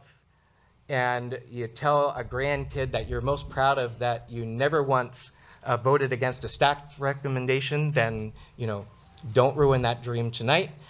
But if you want to look back and say, you know what, I helped serve a great city and make the decisions to lead through an unprecedented time to help manage the change that we needed to do. And, sometimes, but very rarely, we had to offer the staff that we respect so much and relied on a mulligan. And I would welcome that too. Thank you, and I'm going to turn it over to Chad, and thanks for your patience. My pleasure. All right. I gotta jump in. All right. Sorry, Chad, you're gonna have to hit pause for 1 second. Could you just grab a seat for 1 second for me, please? Thank you. All right. I was gonna do this in a minute, but now seems like a good time. I just want to lay out the rules for the meeting just to make sure everyone understands. I want to make sure everyone is using respectful and thoughtful language on how we describe things and the plan. The only person who's going to speak is the person at the podium. We need to make sure that there is no cheering, no clapping, no booing, no hissing, nothing else. We're going to be respectful of everyone. That doesn't matter whether you're for something, against something, indifferent, doesn't matter. We're going to all abide by the same rules. And good news is, if you can't abide by that, the door's right there, and I can pause, and you can excuse yourself now if you're unable to abide by those. But I just want to make sure that we have a good meeting and truly be the Minnetonka that I know we can be, and that others expect us to be too. So I just want to lay those ground rules out too, especially when we do open the public comment. So with that, thank you for the grace, Chad, and we'd love to hear from you. All right. Chair Sewell, members of the commission, my name's Chad Dittman. I'm Land Development Director at Twin Cities Habitat for Humanity. I will just take a few minutes to review a couple of key features of the site plan, which is here before you. So I think that staff did a great presentation, so we're all familiar. I'll just call out a couple of things that we take issue with the staff report. One is that we think that we have achieved the compliance with the stormwater rule. Here's a grading plan for a little more visibility on how the stormwater would be flowing, if you can read that. So we have, I guess, a little bit of still to work out with staff on that. But it is our understanding we're in compliance. There was also a note in the staff report about not meeting a parking requirement for the church. Again, we think we're in compliance, and so I guess there's a little bit we need more to work out with that, and we're happy to do that. We are in compliance with the tree ordinance. We are taking out some high priority trees, 9 of those, which is still allowed. But as you can see here with the large circles, those are the canopy trees. We're adding 14 of those back in. We're actually reducing impervious surface on the development by eliminating the parking lot, about a 25% reduction. So with that, with the actually having stormwater mitigation in place in the infiltration basin, we're really dramatically improving the stormwater outlook across the property. And then finally, I just point out that the neighboring house, the Kennings house here, obviously the one that is most impacted, the neighbor that's most impacted by the project. We have been trying to develop a plan that is as most respectful to that property as we possibly can. As was mentioned, we have shifted that drive aisle away. It is currently about 2 feet off the property line. It will be about 15 feet off the property line. The Kennings have a garage on the west side of their house, so they can't really even see 8 of the units. The house on Elm is single story, so that it doesn't present a large monolith for them to see towards the north. That lot, I would note, is a lot of record. It could be built on by right. All one would have to do is pull a permit. And that could be a house that went from setback to setback and was 2 stories. So I think the scale of our house is actually smaller than what could be built there right now. As part of our effort to maintain the parking at the church, we have created the parking spots on the north side. And as you can see, the landscaping there, and then there's a retaining wall which would have a fence on it with screen headlight wash from those parking spots headed toward the Kenning house. I think finally, so everyone kind of is clear on what the expansion concept would look like. So the area that I have crudely circled in red there is the 22,000 square feet that would need to be added to bring our project into compliance with the existing zoning, or not even the existing zoning, an R2 zoning with a low density designation. That encompasses the church's playground, more of their parking lot and drive aisle there, and is, as I think as David explained, kind of an artifice that we think the city can do better than that. I'll leave it at that. As the kind of the technician, I'm happy to take any other questions you might have about the site plan, but I will step away now and turn it over to my colleague, Chris Coleman, CEO of Habitat. Thank you. Thank you, Mr. Chair, members of the Commission. I am Chris Coleman, President and CEO of Twin Cities Habitat for Humanity. I am grateful for this opportunity to speak to you tonight. I want to start off by thanking Pastor Lant and the congregants of Mills Church for having the vision and the willingness to live out the values of their faith. I am here to respectfully, very respectfully request that you approve the proposed comp plan amendments and zoning changes necessary for Habitat to construct 10 units at the Mills Church site. These are 10 units of housing that represent 10 life-changing opportunities for families in Minnetonka. 10 units that will provide safety and security for dozens of children who will know and remember Minnetonka as the city that welcomed them, that helped them develop to become as secure adults, and who will go out into the world to accomplish great things. These are 10 units that will define Minnetonka as a community where love does make room for all. I'm here as a CEO of Habitat for Humanity, but I'm also here as one who has, for a lot of years, wrestled with the very similar decisions that you're making tonight, that's before you tonight. As a matter of fact, one of the very first decisions I had to make when I was a city council member many years ago was whether to allow 10 units to be developed in a already developed neighborhood. There were arguments for sure to be made against the development. It would change the character of the neighborhood. It was too dense.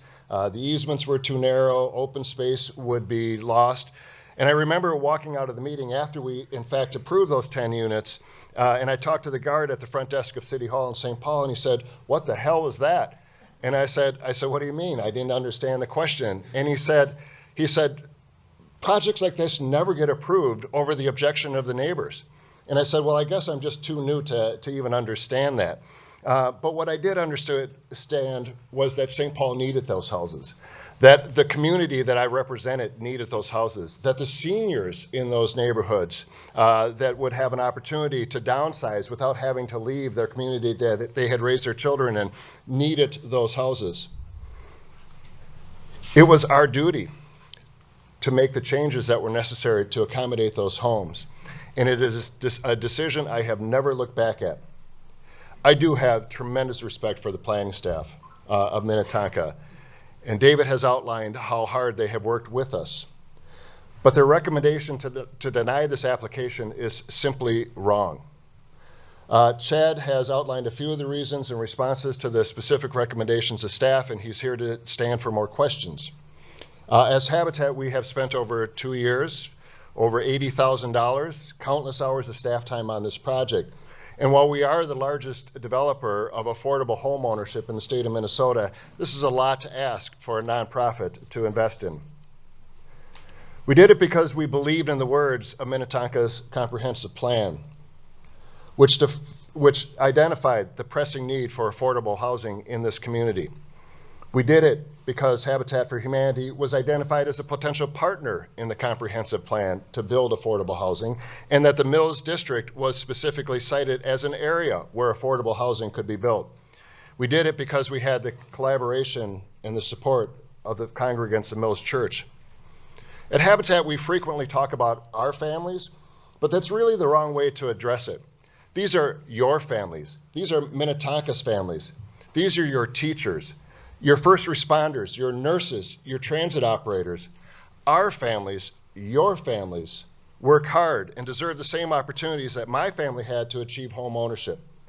They have the right to the safety and security of a home they own, where they can build equity in their home that can be passed down to future generations, that can be used to start a business, that can be used to pay for college.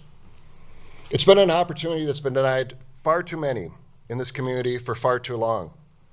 Most of us are well aware that Minnesota has the worst disparities in home ownership, rates of home ownership between white communities and communities of color of any state in the country.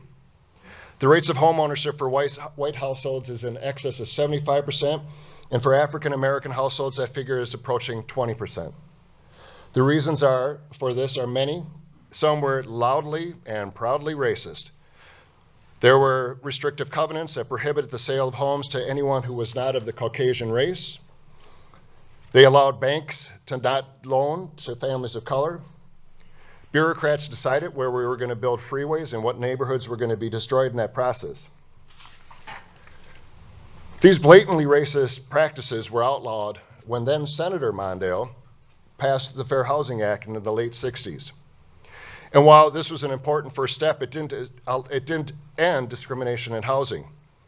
And a large reason for that is because the practices that are less obviously racist, but equally insidious, are allowed to continue. Comp plan, zoning ordinance, density requirements are all things that we hide behind to say we don't want to build more housing for families that are in desperate need of that. I'm not here to advocate we're going to get rid of zoning ordinances. That is not what I'm here for. But Minnetonka took a giant leap forward when it adopted a comp plan, acknowledging the need for more affordable housing in the community.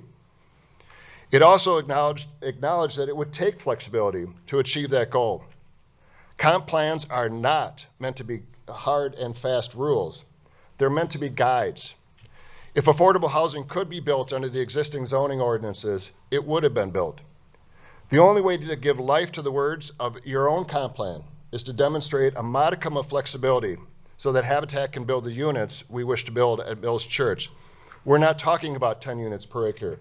We're talking about a 0.6 change from what would be allowed under a low density designation. We're not threatening the character of a neighborhood.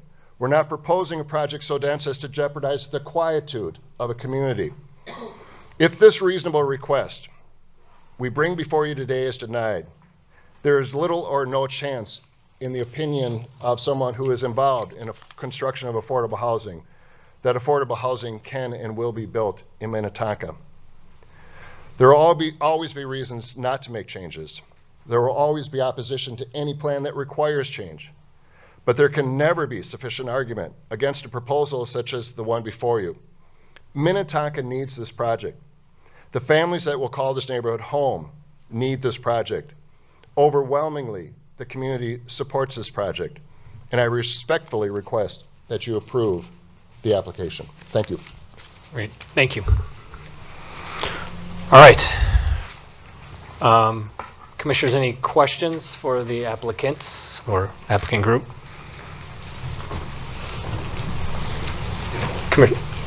Commissioner Minion? A little bit about sustainability for long term. I've heard people have concerns about what's going to happen 5 years, 10 years, what things are going to look about like. Again, kind of the same question to you, if you would, about how you see the HOA as a tool to obviously help take care of the property short term, but long term. And maybe talk a little bit about the governances that will be over the bulk of the funds, how they'll be distributed, how that will go.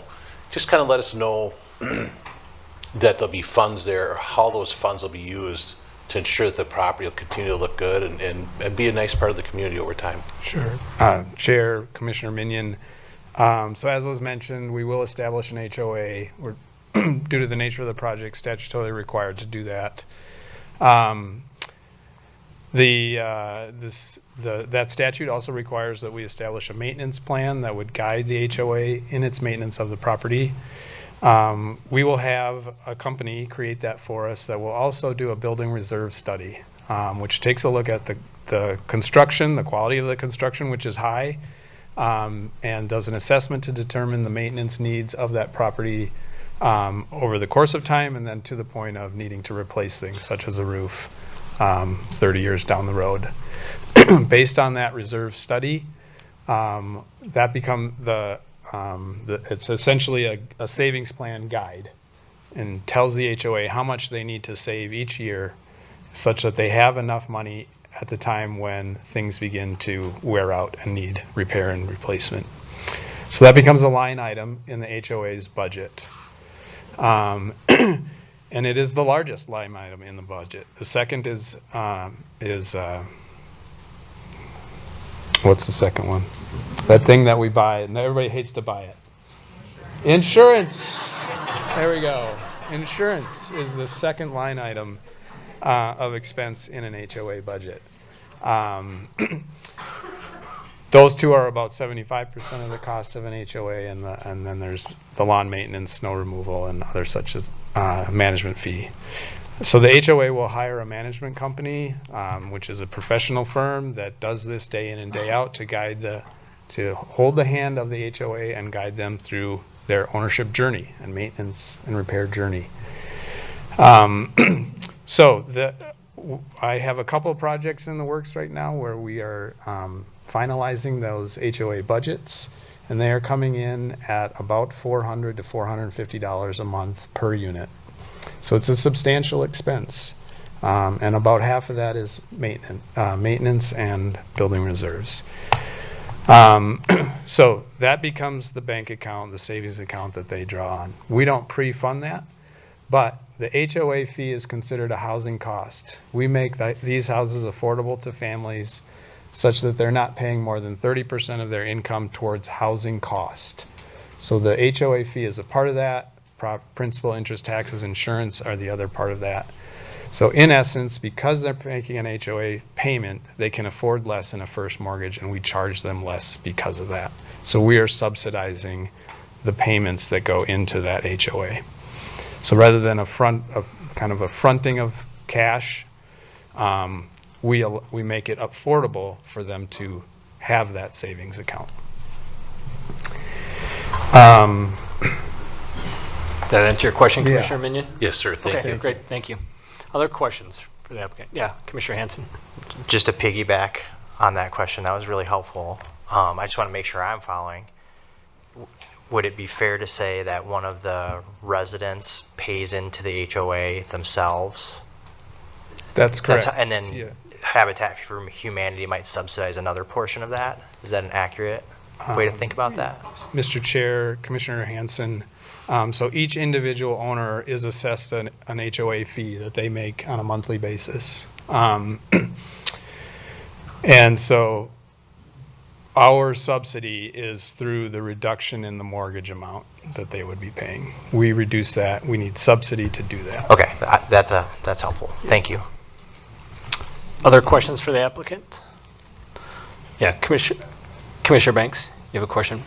Go ahead. Just real quick, to piggyback on the conversation about the HOA, and I've often seen them increase over time, sometimes pretty rapidly. How is that going to be handled with the residents as insurance increases or other items increase, or when there's an assessment? How would that be handled in terms of who would pay what when those, in terms of percentages with those increases? Chair Sewall, Commissioner Banks. So those, you're right, those fees do have a tendency to rise over time. They have, my understanding is that they've been rising dramatically lately due to climate change. Climate change derived or caused extreme weather events. That's the explanation we've gotten from our insurance companies. That's likely to continue. We are aiming high at the beginning, especially with that building reserve amount, to try to mitigate against significant surprise rises in the HOA fees. But I guess our other mitigating factor on that is just our commitment to not charge the families more than 30% of their income towards housing cost. And so our hope is that, well, we know that at the beginning it's affordable for them. Our hope is that their incomes would continue to rise such that they can stand those increases in the HOA fees. If it doesn't, there's still 70% of their income available. It's, you know, they have lots of other expenses like we all do. But just the significant level of affordability at the beginning sets them up for success long term. All right, so just make sure I'm clear. If the HOA fees need to increase, income does not increase, and they're still at 30%, will you take care of that increase, or will it be assessed to the tenant, the owners? Commissioner Banks, it is assessed to the owners. Okay, thanks. Yeah, Commissioner Hanson, you have a question? I want to piggyback, like, where's that money come from? If they don't make more money, and then I watched my father-in-law deal with this in his HOA just this last year. What happens? And I think, how does the community, how does the neighborhood take care of the buildings and the stormwater maintenance and all that? Commissioner Hanson, so the risk to future maintenance, if they can afford what is initially budgeted, then the risk to future maintenance is managed to. It's managed for. The building reserve study assesses the properties, assesses the whole site for future needs, and it is budgeted for and then saved for. So, to the best of our knowledge, we are budgeting for foreseeable events. And this is repairs, wear and tear, life cycle costs. It's not insurance costs. They have to buy insurance. Insurance covers catastrophic events. The risk of needing to pay more for insurance down the road, or taxes, which also have a tendency to rise, is the same risk that any other owner has. It's the same risk that I have. My income is not guaranteed to increase. My insurance cost is. I have to deal with that because I chose to be a homeowner. That cost is passed on to everybody, essentially, who lives in housing. If you're in a rental situation, those rental buildings' insurance is guaranteed to increase. Their rent is guaranteed to increase. That's just the reality of housing. I don't think that this situation is any different in terms of what that risk is. And we have done everything we possibly can to minimize the housing costs to them, such that they can handle those potential cost increases in the future. Thanks. Yeah, Commissioner Maxwell. Yeah, I'm going to switch gears entirely here. This proposal requires a switch of zoning from low density to medium density, and that seems to be where the staff is recommending denial because that does not align with the 2040 comp plan. And they recommended or mentioned something in their report where you could add, move the property line north to add square footage to the land that then would bring this proposal potentially into a low density situation. Another option potentially could be reducing the number of units without having to add land. So maybe it's 4 twins and a single, or just 4 twins. Is that something that you have considered since you saw the staff report, or how would that work viably with your proposal? Mr. Chair, Commissioner Maxwell, when we first approached the project, we indicated that 12 units would be the minimum that we would contemplate for the project, because that's the number of units that we feel is most viable, lowest number of units for an HOA. There are fixed costs associated with an HOA in terms of the management fee and grounds maintenance, assuming the size of the property doesn't change. And then there's also just the mass of people there to serve as the president, the vice president, the secretary, to be on the board year after year after year. The smaller the number of units, the fewer people there are to spread that burden over. So 12 is our minimum. Through this process, because of a lack of our success in convincing people that 12 units is acceptable, we've gone down to 10, and that is a risk to the HOA. Going down further just further jeopardizes the health and sustainability of the HOA. And so is it- we're really stuck on 10. And it's the HOA that's the only concern with reducing the number of units, or are there other concerns with reducing the number of units?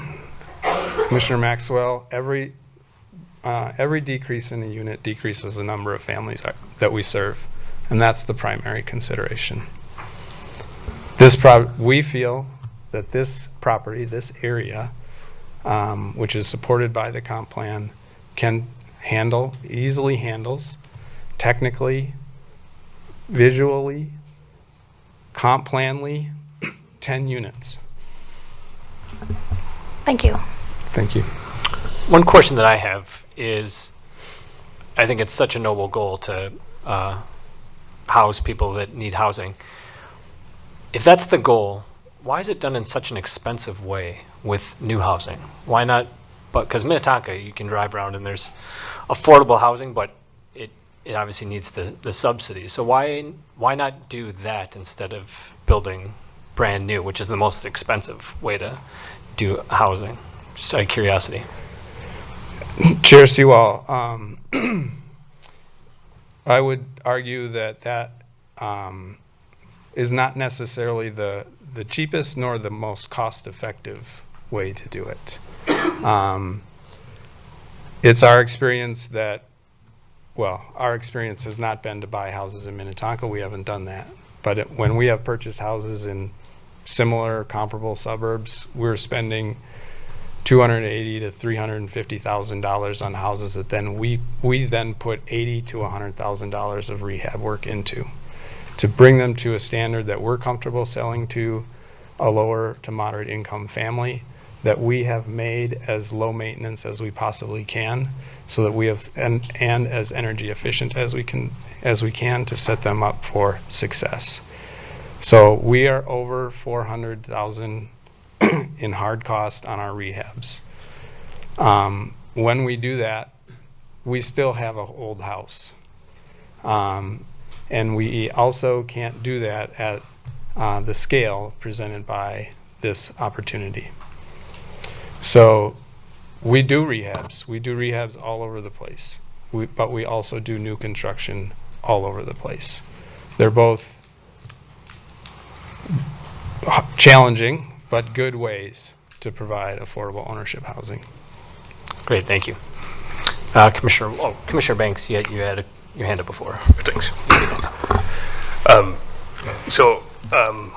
Commissioner asked about reducing the number of units. I think the other option that I'd like to get more information about, and maybe some clarity, is increasing the potential lot size, right? So if you're at a minimum of 2.5 acres, you can do the 10 units without having to change without revisions to the comp plan.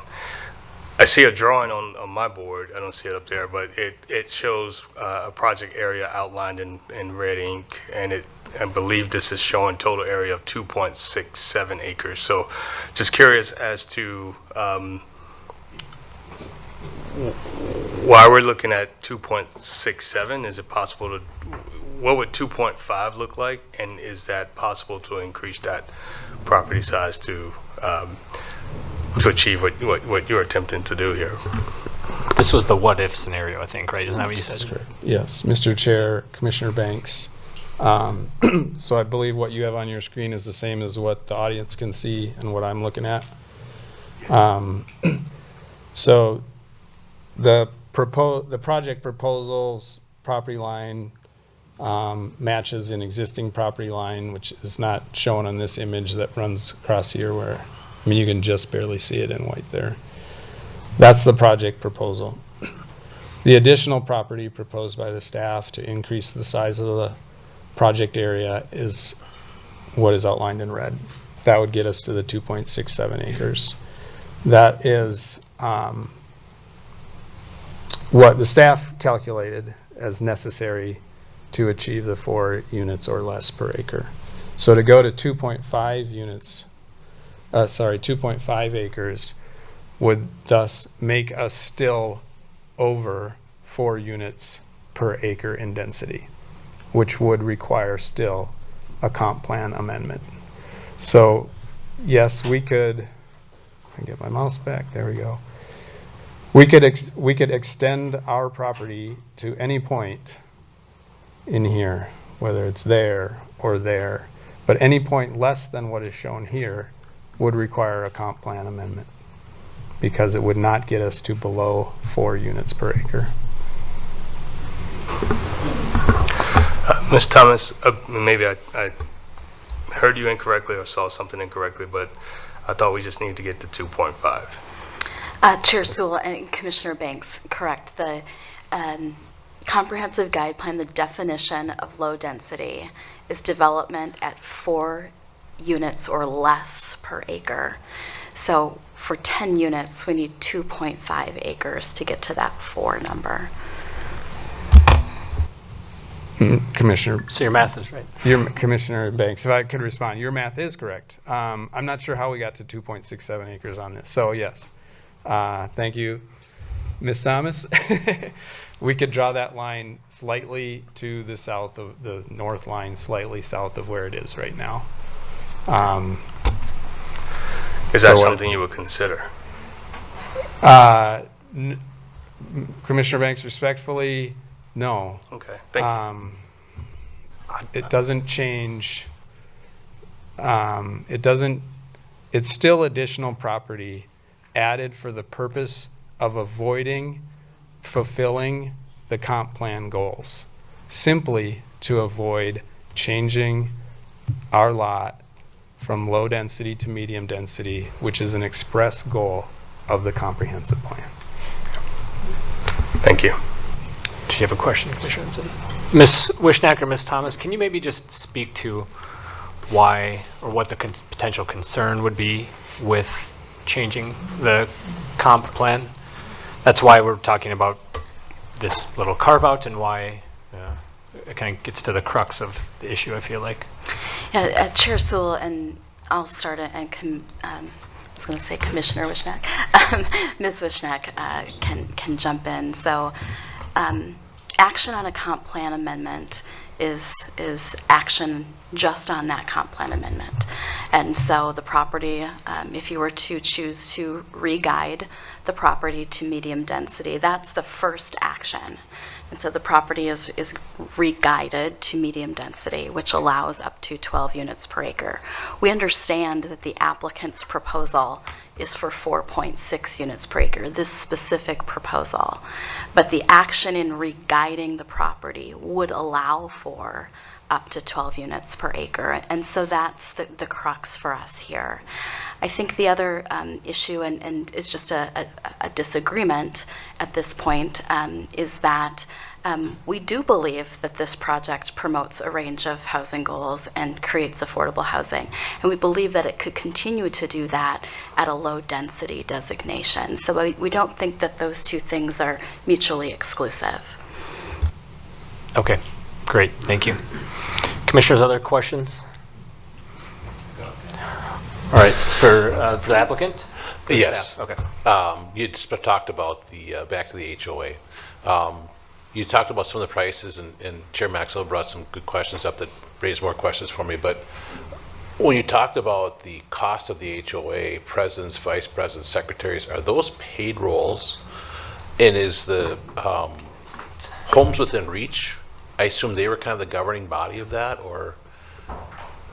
Mr. Chair, Commissioner Minion, those are absolutely not paid roles. Okay. It just, I've Those are been in HOAs grueling- before, and they were grueling always public volunteer. service, Okay. in servitude to your neighbors. No, and they're just the members who are the owners. Homes Within Reach, as the landowner, long-term landowner of the property, the entire property, remains committed, tied to a part of the community. We need to clarify with our attorneys whether or not they can have a seat on the board, but that is what they have requested. We haven't gotten to the point of writing these HOA docs, but we'll It's certainly. pretty far bring in the that up. weeds for where we are tonight, I think. All right. Sure. Just one more thing that people have brought to my attention is this rental or owning? And can an owner rent them? Commissioner Minion, this is ownership housing. They will acquire those houses via a bill of sale. They will own the house. That bill of sale is slightly different than a deed, but effectively there's no functional difference in their ownership between a deeded land trust property and a bill of sale land trust property. They have a ground lease with the Homes Within Reach to own that house on the land that it sits. And they are required through a variety of reasons and mechanisms to maintain that house as their principal residence, and they are not allowed to rent it out in full. They can rent out a room to a relative just as any other homeowning resident of Minnetonka can. Thank you. I'm done. Thank you. Thank you, board, as well. Any other questions? Otherwise, okay, thank you very much for Thank the you. thorough presentation. I think before we go into comments, we've been sitting here for over 2 hours. I think we're going to take a recess, let everyone refresh maybe. And then when we come back, we've got the no cards. And just with the sheer number, I think we're going to limit our comments to 2 minutes per person, if we could do that. And the thing we really need to make sure we do is stay focused and try not to repeat points already made. There is no bonus points for having, we need to have more people speak for or against. That will not help you. It's about quality, not quantity. In fact, quantity will work against you at some point, trust me. So, and that goes all directions. So, just something to remember. And what we're going to do is we're going to tee up 3 people, and then my counterpart here can maybe call who will be on deck, and we'll kind of have an orderly fashion. So, yeah, we'll start. I'm going to read the 3 names, and then we'll take our break. So, and I apologize. I'm going to have trouble reading some handwriting and butchering names. So, thank you for the grace proactively. So, we have Rachel Holmes, David Neely, and Tony Levy will be our first 3 when we come back. So, I think we'll take probably a 7-minute or so break. Be back at 8:45. So, we'll take a recess.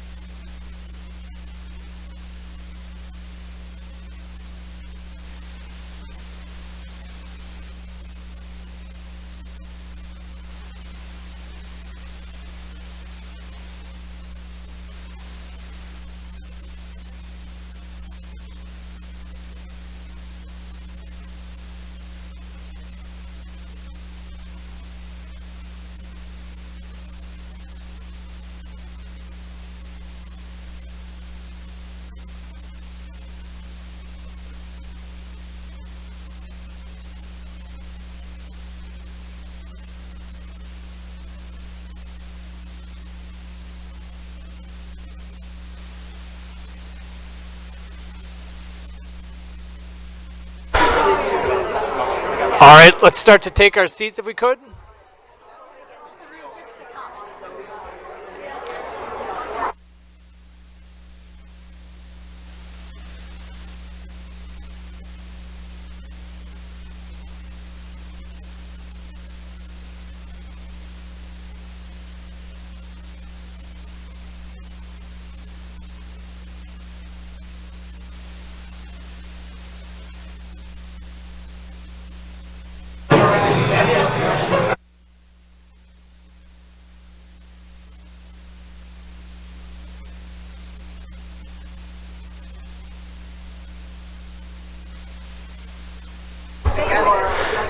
We ready? We ready? Okay. All right, we'll bring the meeting back to order. All right. Here's your first. So, Ms. Thomas, is there any way we could maybe close the doors? I have a feeling that buzz won't die down for a little while. Thank you.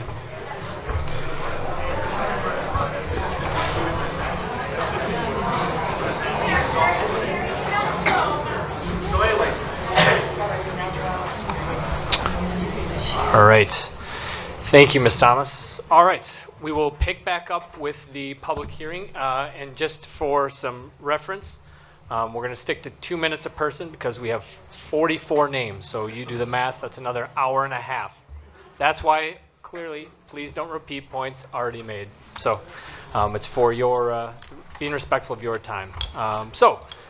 And again, we can go over the rules if there's any questions about that. Otherwise, I trust this group will do the right thing. So first up, I feel like we're calling bingo here, are you Rachel by chance? Yes, I am. All right, congratulations, you're the big winner for tonight. Thank you. You get your door prize on the way out. So everyone, when you come up, if you could give us your name and address for the record, please, and we'd love to hear from you. Mr. Chair and members of the Planning Commission, my name is Rachel Holmes. I live at 5514 Bimini Drive in Minnetonka. I've been crossing out points as I've been listening, so if this sounds disjointed, it is. I've been a homeowner in Minnetonka for 16 years. If I had to purchase my same home at today's prices, I wouldn't be able to afford it. And I suspect many Minnetonka residents in this home could not afford to repurchase their homes either. Minnetonka needs affordable home options for homeowners. Related to the matter of the HOA, I live under the rules of an HOA in my townhome, and I can assure you that HOAs are very effective in planning ahead and keeping things in line as far as maintenance and exterior siding and things like that go. That's something that's not required of single-family homeowners in the area. In response to concerned neighbors that I've heard about the original Minnetonka town hall that's on the property, this will remain undisturbed. The twin homes and their landscaping would be a vast improvement over the ugly parking lot that exists there now. Better yet, 10 families would have the opportunity to be homeowners in our beautiful city. Planning Commission, I encourage you to be bold and to recommend this project favorably to the City Council. The need is now, the time is right, and the opportunity is in our hands. I urge you to recommend to the City Council that this project proceeds as is. Thank you. Thank you. And excellent job on time, Rachel. So, all right, on deck we will have, all right, so we've got David Niles, then Tony Levy, and then after that will be Rabbi. All right, David, if you can give us your name and address for the record, Yes. and welcome. David Niles, 14714 High Point Court here in Minnetonka. Thank you so much, Commissioners, for your time today. I just wanted to, look at the first sentence of the housing section of the comprehensive plan. Says a variety of housing choices is important for the vitality of Minnetonka. That's an aspirational statement of the vision of the city of Minnetonka we want to be in the future. And with recognition of what staff said about how that's a guiding statement for the entire city, it takes specific actions to live into that vision. And 3 of the 4 goals that are outlined right below that talk about housing diversity and affordable housing and promoting those. And what we have here is not some big developer coming in from out of town, but we have a member of our community that has identified a need and said, I'm willing to commit my resources, my time and my effort to meet that need in the community, to make Minnetonka a better community. And a lot of the concerns that we're hearing, even just from listening to the 2 hours of discussion we've had so far, it sounds like a lot of the fears and concerns that are being raised are turning out not to be true. And when I look at the signs that I see when I drive to my church, which is very close to this site, you see the word historic a lot, and there's a lot in our city and state history to be proud of, but there's also a lot of history of us denying housing to people who often don't look like me. And the CEO did a great job of describing that, so I won't recount that. So I encourage you, again, to be bold and to support our living into that aspirational vision of the Minnetonka of the future, and please support this. Thank you. Thank you. Do you want to call them when they're on deck? Yeah, let's just do 2 at a time. Welcome, if you give us your name and address. Yes, good evening, Commissioners. My name is Tony Levy. I live at 4222 West Arm Drive in Spring Park, Minnesota. I'm a 23-year member of the Mills Church, and I ask that you support this plan as is. I was part of the team that was evaluating Habitat to be our partner, and we selected Habitat because we conducted a number of site visits. One was at Shepherd of Hills project in Chaska, where they're building 4 twin homes, brand new twin homes. We visited a single family home in St. Paul, and we also visited a 20-year project in Plymouth. We selected Habitat as a partner because of their values, but also because they do great work, and they do take into account a lot of the issues that have been raised here around the HOA. Which was also one of our concerns, and we have a vested interest as a church to make sure that the families that live here are able to live here and thrive and be able to live in these homes well. There's a statistic I don't think has come up, and that is if there are families that are not able to maintain these homes, they would likely sell the homes. That's the turnover of homes that Habitat does monitor. And I believe, Chad, the turnover number is something on the order of 1%. So they have about 1,000 homes around Twin Cities. Only 1% of those homes will turn over at any given year. So if that's a proxy for the level of economic stress I might have as a homeowner, such that I can no longer afford to maintain it and I have to sell it, it's a pretty small number, meaning that they qualify their owners really well to maintain that 30% of total gross income is your housing expense, including HOA, insurance, and mortgage. They do a really good job of that, such that these numbers are really small. The second point I'd like to make is this invisible line that we've been talking about. If the line were to move north and allow this project to be in the comp plan, I think one point that has not been made is that invisible line will basically replace our playground. It's essentially a park. This is a park, a playground that we maintain and is used by the entire community. And we would hate for that park to disappear simply to allow this project to meet the current 2040 plan. We don't think that makes any sense. And if it is to be owned by the homeowners, it's an added expense to maintain that. Which then goes back to what Habitat have been saying about what is the kind of the minimum number of units you need in order to make this thing viable. I think the third point that hasn't been made is what is the target AMI? And I believe, Chad, that the target AMI we have here is something on the order of 60 to 80%, probably closer to the 60% point. And so I guess I would raise how many new homes are being built in Minnetonka that are affordable, that are even close to 60% AMI. And I think the answer is probably none to very few. New homes that are affordable, that are even close to a 60% AMI. So I want you to consider those 3 points, and I encourage you to vote in favor of the project. Thank you. Thank you. On deck will be Ryan Hansen. All right, we have David.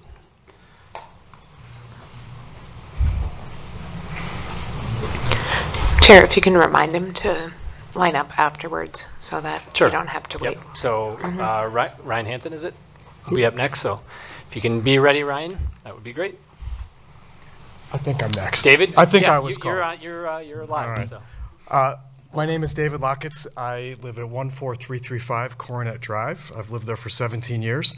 I'm also the senior rabbi of Beit Shalom congregation, and I've been a rabbi at that synagogue for 20 years. We occupy 9 acres of land, about 1 block west of the proposed site at 13613 Orchard Road. We are a congregation of about 700 families representing about 3,000 people, some of whom live in Minnetonka, but all of whom call Minnetonka their spiritual home as they come to our congregation. I've known Pastor Lant all of those 20 years, and I commend him for really helping his congregation live their values. This is not an easy thing that they've done, and I'm proud to call him a friend and to see it come to fruition.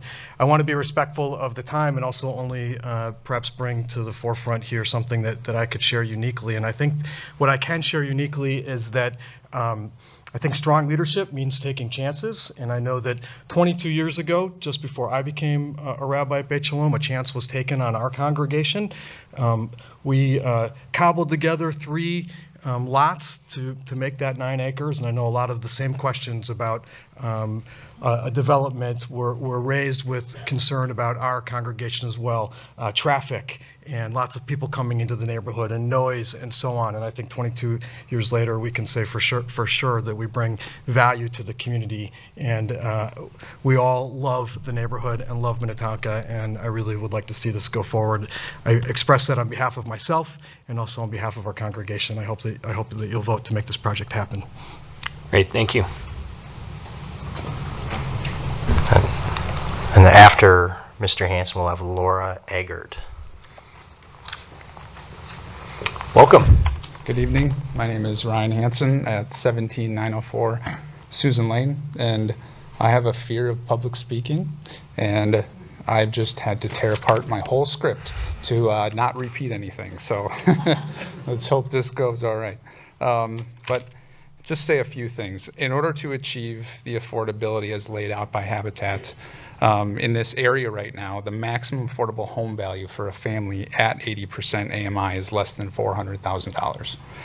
As of this week, the number of single family and twin homes with 3 bedrooms for sale at $400,000 or lower is only 5, and only 2 are listed under $375,000.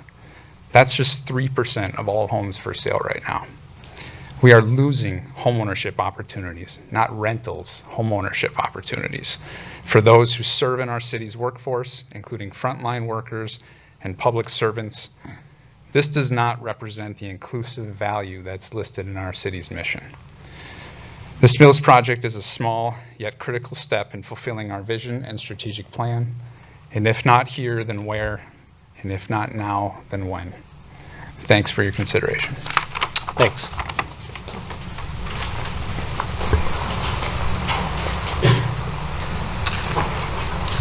All right, Laura Eggert. And then after Laura will be Jesse Eckhart. Hello, commissioners and staff.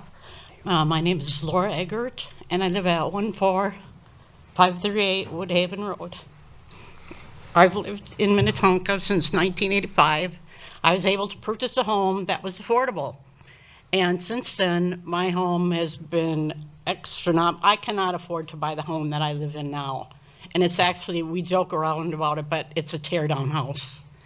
That the neighbor who tore down the farmhouse asked us what we're going to do with our house, and we said, we're going to live here till we die. So I would strongly recommend that you vote in favor of this project. It is needed in Minnetonka. Other cities are looking at us to be leaders, and we should be leaders. Great, thank you.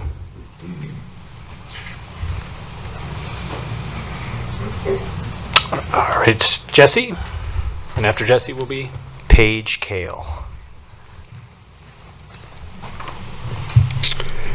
Good evening, Planning Commission. My name is Jesse Eckhart. I live at 3733 Farmington Road here in Minnetonka.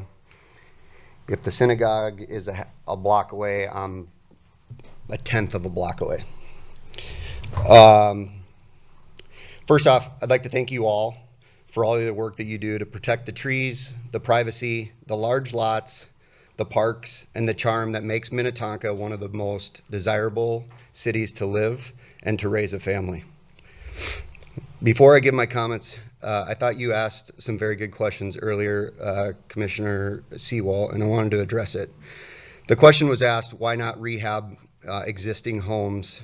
And I believe the response was it costs over $400,000 in habitat expenses to rehab an existing home.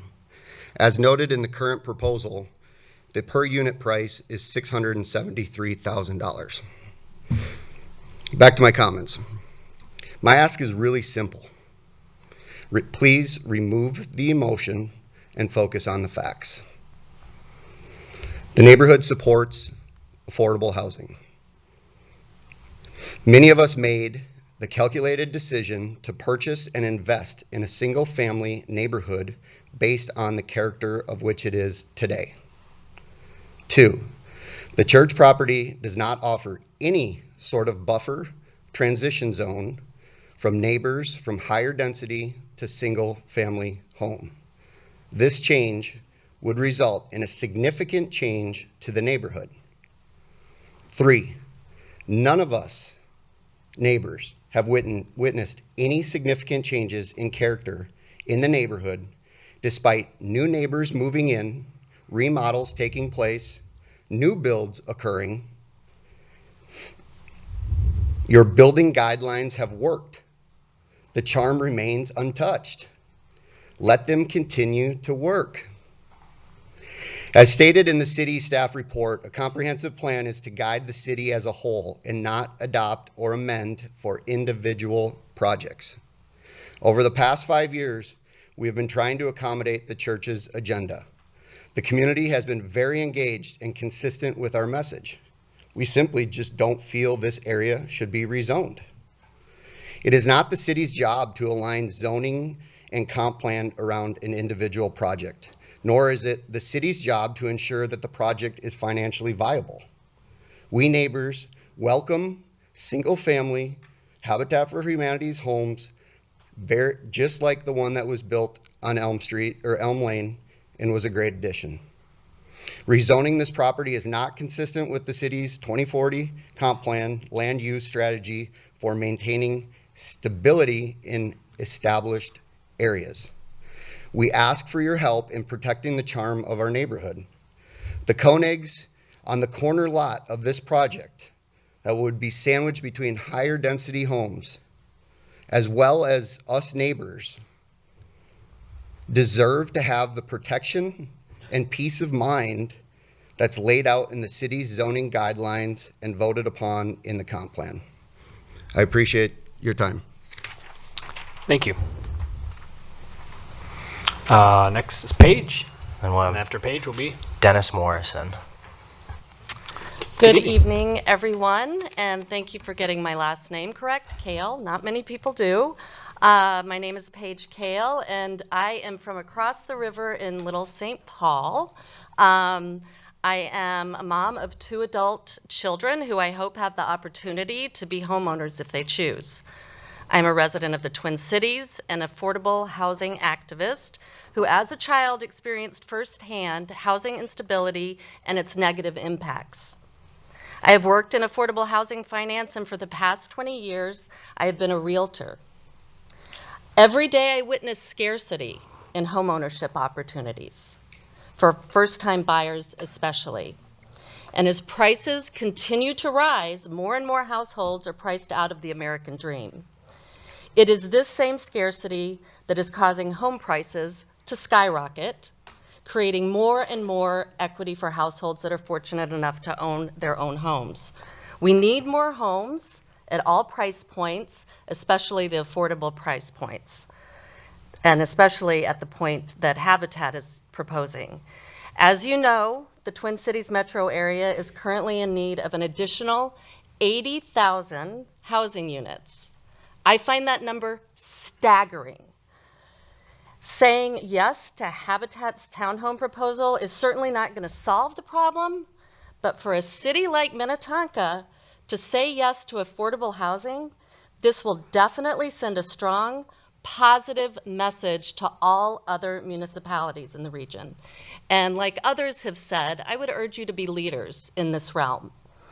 We've talked a lot about density and the difference between 4 units per acre and 4.6 units per acre. I would invite everybody in this room to think if they drive by 4 units per acre or 4.6 units per acre, is there a discernible difference? No, there's just not.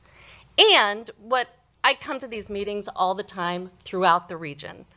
And what I find really shocking every time is that what's not talked about is the households that these homes would serve and the difference that it would make in their lives. And it's real and it's powerful. In addition to providing basic shelter, housing that is safe, stable, and affordable creates the foundation for improved physical and mental health, increased access to education and employment opportunities, and greater financial stability.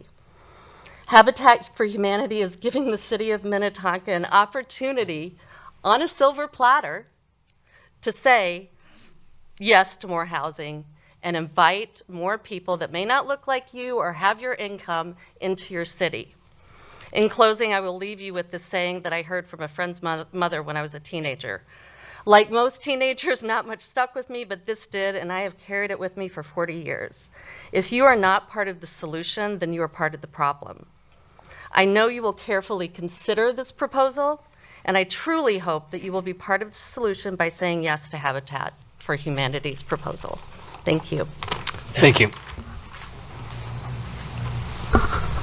All right, Dennis, welcome. We'll have Drew Eichhorn after this. Hello, Commissioners. My name is Dennis Morrison, and I live at 4517 Jersey Avenue North in Crystal, which is actually very relevant. I moved to Minnesota when I married my wife 13 years ago. She grew up in Minnetonka, spent her whole life going to school in Minnetonka, living there. However, let me back up a second. My wife is a teacher, and I'm a nurse. I work at a hospital in the Twin Cities area. So as a teacher and a nurse, yet we could not afford a house in Minnesota, or in Minnetonka, sorry, which is why we live in Crystal. And if you can't have housing affordable for nurses and teachers, then that screams to me that there's a problem. So please accept this proposal. Great, thank you.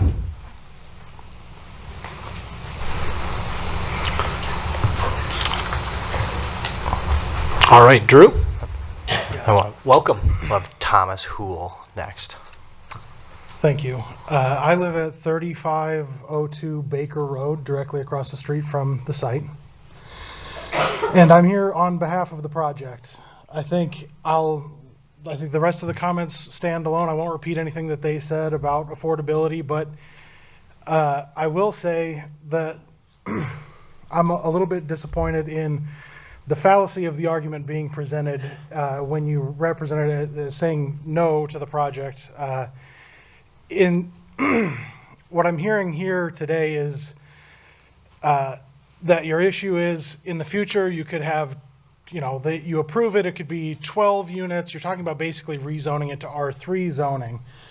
But that's never been the issue promoted for this project. The project would only require rezoning to R2, which would be a maximum of 6 units per acre anyway.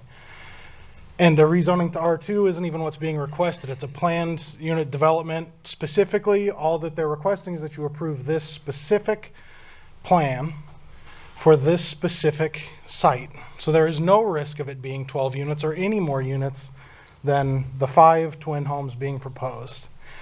In addition to that, you're saying that you would approve it if the church gives up an additional amount of square footage. That would mean essentially nothing other than the children of the church then would not have the playground to play at, and then every other piece of this project would go exactly where it's already slated to go, and everything would be signed off and hunky-dory. So ostensibly, the claim is that the issue is it needs to be 4 units per acre, and that's our only concern. and then we can move forward. But essentially, the request for it to be approved as a planned use development for this site, I believe is reasonable as a neighbor, because it's going to be built either way, in my opinion, right? They haven't come out and said that. But if you're claiming that all they need to do is approve an additional gift of a little bit extra land, the church will probably move forward and do that. And all it will hurt is a church in the local community that abuts a historic site of that building. And I just don't see the need for that. It will get, according to what was said earlier, you're happy to move the site forward without any rezoning, and as long as you hit that number, and as other people have said, do you know the difference between 4 units and 4.6 units per acre? No. And you certainly wouldn't on this site if you're willing to approve it with just that additional gift of land, because nothing about the project will even change. So I'll yield the rest of my time. Thank you very much. Thank you. We'll have Kim Behrens after this. Chair Sewell, Commissioners, good evening. My name is Thomas Houle. I live at 13714 Orchard Road here in Minnetonka. When this body of mine was younger, I participated in Habitat Builds. Back then, I had the experience of actually working alongside the people who would be the eventual homeowners of what we were building. And I'll tell you, when I heard their stories, it broke my heart open. And I've been an advocate for affordable housing ever since then. Often the people that I spoke to was the mother of the family. And I would hear how ownership would be a game changer for her and her children. I imagine that anyone in this room that has raised children can appreciate the impact of things like housing stability, a good neighborhood, a good school system, a manageable commute to work. Things that have been so far out of reach for so long for these people now suddenly were only months away. And tears were shed when we talked. Tears by the homeowner and me. Me because as a man of much privilege, I've never had to experience the uncertainty that these women had lived with their entire lives. And as I said, it broke my heart open. I can't imagine any person that was a witness to any of those discussions that I was privileged to have, standing in opposition of a Habitat proposal. I was blessed to have a mentor that I met at my first job out of college. He made a big impact on my life. Bob was a firm believer in a piece of scripture that said, "From everyone who has been given much, much more will be demanded. And from the one who has been entrusted with much, much more will be asked." To welcome someone that Habitat has vetted into my neighborhood is a simple way, a simple example of following this ideal. So I urge this commission in a way to act in a way to create more of the kind of stories that I heard when I was swinging a hammer with Habitat by taking the needed steps to approve this proposal. Thank you. Thank you. All right, we have Kim. And then we'll have Carrie Fisher after this. Welcome. Hi. Good evening. I'm in support of this project. Please recommend approval to City Council. I work for a Twin Cities architecture firm, and I've been designing multifamily housing for 15 years. I'm very familiar with meetings like this, and I often see them go sideways because of fear of change. I have nothing to do with this project except for the fact that it's in my neighborhood. I don't think I said my address, 13001 Orchard Road. So I'm at the very end of Farmington, walk by this every day with my dog or my husband. So I'm just here tonight to support the development. I never see this much support, to be honest. Mainly it's just the people that are upset that come out and say this. So this is, I thought I'd be one of the few. And I'll say that this makes me really nervous because I live near a lot of these faces. I normally am at these meetings and I don't know anybody. So I think this is important enough to say that there are people in the neighborhood that support this and think it's great. Minnetonka needs to be willing to make changes in order to support affordable housing. That's the only way this works, because the way that we've zoned things up until now gives you what we have now. So restrictive zoning codes prevent the density needed for a project like this to work. This is an ideal site. It has a location on the periphery of the single-family zoning. It has easy access to transportation on Minnetonka Boulevard, and it's a great buffer between single-family homes and the corridor of Minnetonka Boulevard. This is not in the middle of the neighborhood. This is on the edge. It's a small miracle that it's here today. I don't know if you looked at the financing required to make this work and how many different areas that they need to get money from. This is amazing. They've been working for years on this. We need to take these opportunities when they present themselves. There's a $3 million trust. That's what it's for. These duplexes are designed in 3 different styles, and they fit great into the neighborhood. I design housing for a living. I have no issue with them. They are no different than the cluster of twin homes that's over by Williston Fitness Center. I don't know if you guys have been over there. There's a bunch of twin homes. The neighborhood's great. Please show that Minnetonka values affordable housing opportunities by approving this project. It will be a dream come true for 10 deserving families. Great, thank you. All right, Carrie. And then Kim Vos. Welcome. Hi, can you hear me? Yep. Hi, I'm Carrie Fisher. I work at ICA, which is a nonprofit. We're neighbors to Mills Church on St. David's Road. As the employment consultant there, I see directly the difficulty for folks working for us, residents and people who visit Minnetonka, who cannot afford to live here even though they work here. And so these are teachers, nurses, nursing assistants who take care of our seniors, people that work at Target, people that serve us in restaurants. We appreciate them, we need them in our city, but they cannot live here. For example, I had a client who I helped obtain a job at Abbott Laboratories right across the street, an important company that does important things for the community. He got a job, decent wage. He could not live here. He found a place in Delano. So we are pushing people out where the affordable housing out in Delano, St. Bonnie, whatever, and with cars being expensive, gas being expensive, it's hard for people to live here and work here. I have also been a member of the Minnetonka Community Housing Team for several years. We started about 2015. We have met with city staff and council people, and we've talked a lot. They believe in affordable housing. They believe that affordable housing should be spread out throughout the city. We have Ridgedale, we have Opus. We need to spread out affordable housing throughout the rest of the city. So Mills Church project is perfect. It's in the city. And if you read the comp plan, anyone can go out online and read the comp plan. Throughout the entire plan, there's allowances for changes and flexibility in zoning. Everyone who has talked about housing and zoning was put there originally years and years ago for the wrong reasons, many times, to keep certain people out. So it can be changed. And lastly, I just wanted to point out that ICA on St. David's Road was in the same position about 15 years ago.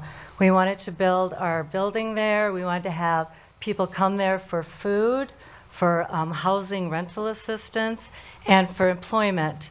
The neighbors objected. There was a big, people upset about it, probably a lot of meetings like that, like this. I wasn't there at the time. I came a couple years later.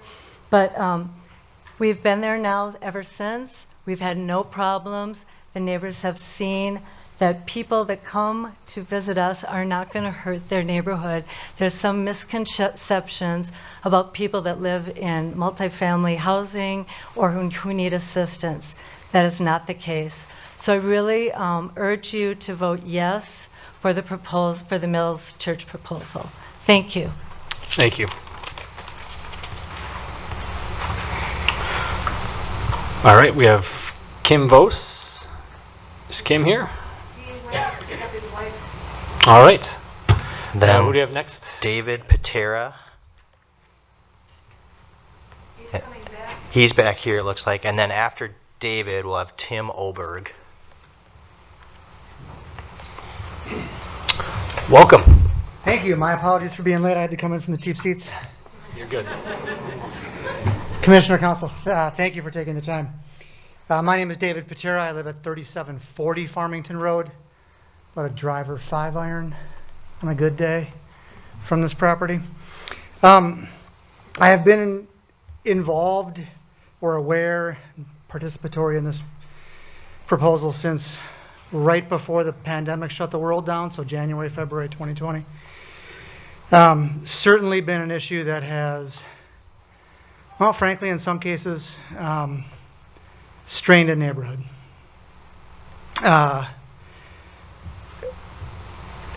There's 3 or 4 just bullet items that continue to come to mind, some of which landed tonight. But the first was, in the very early part of this project, Pastor Lant made a statement that said, "My superpower is I can reduce the number of congregants in a church." And so that stuck with me. And I raised this point at a last city council meeting during a previous iteration of this proposal. I worry about the long-term viability of this church. And if you change the zoning from what it is today to something larger, what's next? What does that very unique piece of property adjacent to our traditional historic village hall going to be when the church runs into financial trouble and has to sell the remainder of the property they're on today? Then do we see the 37-unit apartment building that was originally proposed in 2020? And so that leads me to believe that we're talking about affordability, and we're talking about social justice, and we're talking about really good things that, frankly, Minnetonka needs. But at the end of the day, this is about money. Plain and simple, this is about money. The church has the option to create affordable housing on this land. How they've already done it with that beautiful little unit on Elm. They could do more of them. They choose not to because of the financial viability for the church and for Habitat. That's not the city's problem. That's not the neighborhood's problem. And so I would implore this body and our city council to take that $750,000 and apply that to an other non-unique piece of property that doesn't have the unique characteristics that this one does. Thank you for your time. Thank you.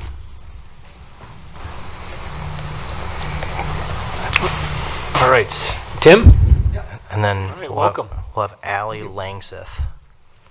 Members of the commission and city staff, thanks for your work on this. It's a difficult subject, and we appreciate your time and efforts that go into it. I'm Tim Oberg. I live off Baker Road, just on Lake Street Extension, 12816. I was born and raised in Minnetonka. Love the city. Served on the fire department 30-plus years.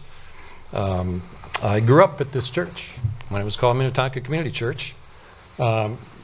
Great historic value of that area. It was Charles Burwell's wife Mary who started a group back in 1898 to meet for their families to meet as Sunday school class, and they actually met over in St. David's because they had no building at the time.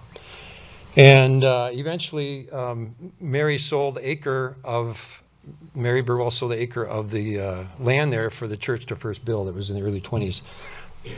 Congregation had grown. They were meeting in the basement of the village hall, and so they started this church. And actually, the old building, the old church chapel, is still there in the midst. If you look at the aerial here, you can see it in the middle. They added the gym on at one time, and then the other sanctuary back in '63. This whole area is a very important historic area, and it served the community well. One of the early founders, Seymour Timpson, served as a village of Minnetonka's clerk for 21 years. And the church over the years has outreach to the community. That parking lot was always full when I was going there growing up. Sundays, it was full. Wednesday nights, it was full. Friday, Saturday evenings, the old village hall, when the church bought that, became the youth center, the coffee house. A lot of lives were changed. There were young people. Mine was maybe one of them, but it was a great outreach. Build great citizens, go on and do great things in the world. So it is a historic and valuable site. And along with the Burwell House across the street and the park that's expanded, and of course the Village Hall on the National Register.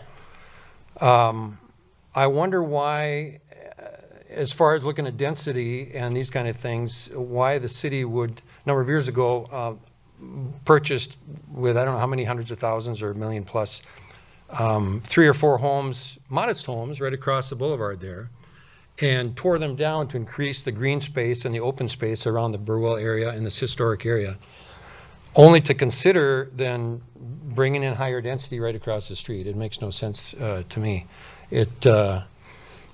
Why tear down these modest homes?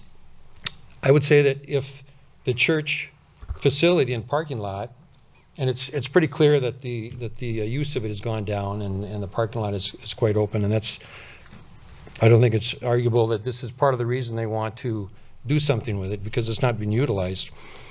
I would suggest that the current occupants consider selling it or blessing another church family. We've seen just up the street, just up Baker Road, the Density Hill church group led by Pastor Peter was meeting in the Eisenhower Community Center, and they bought this rarely used church right up there by Lake Street Extension and Baker Road.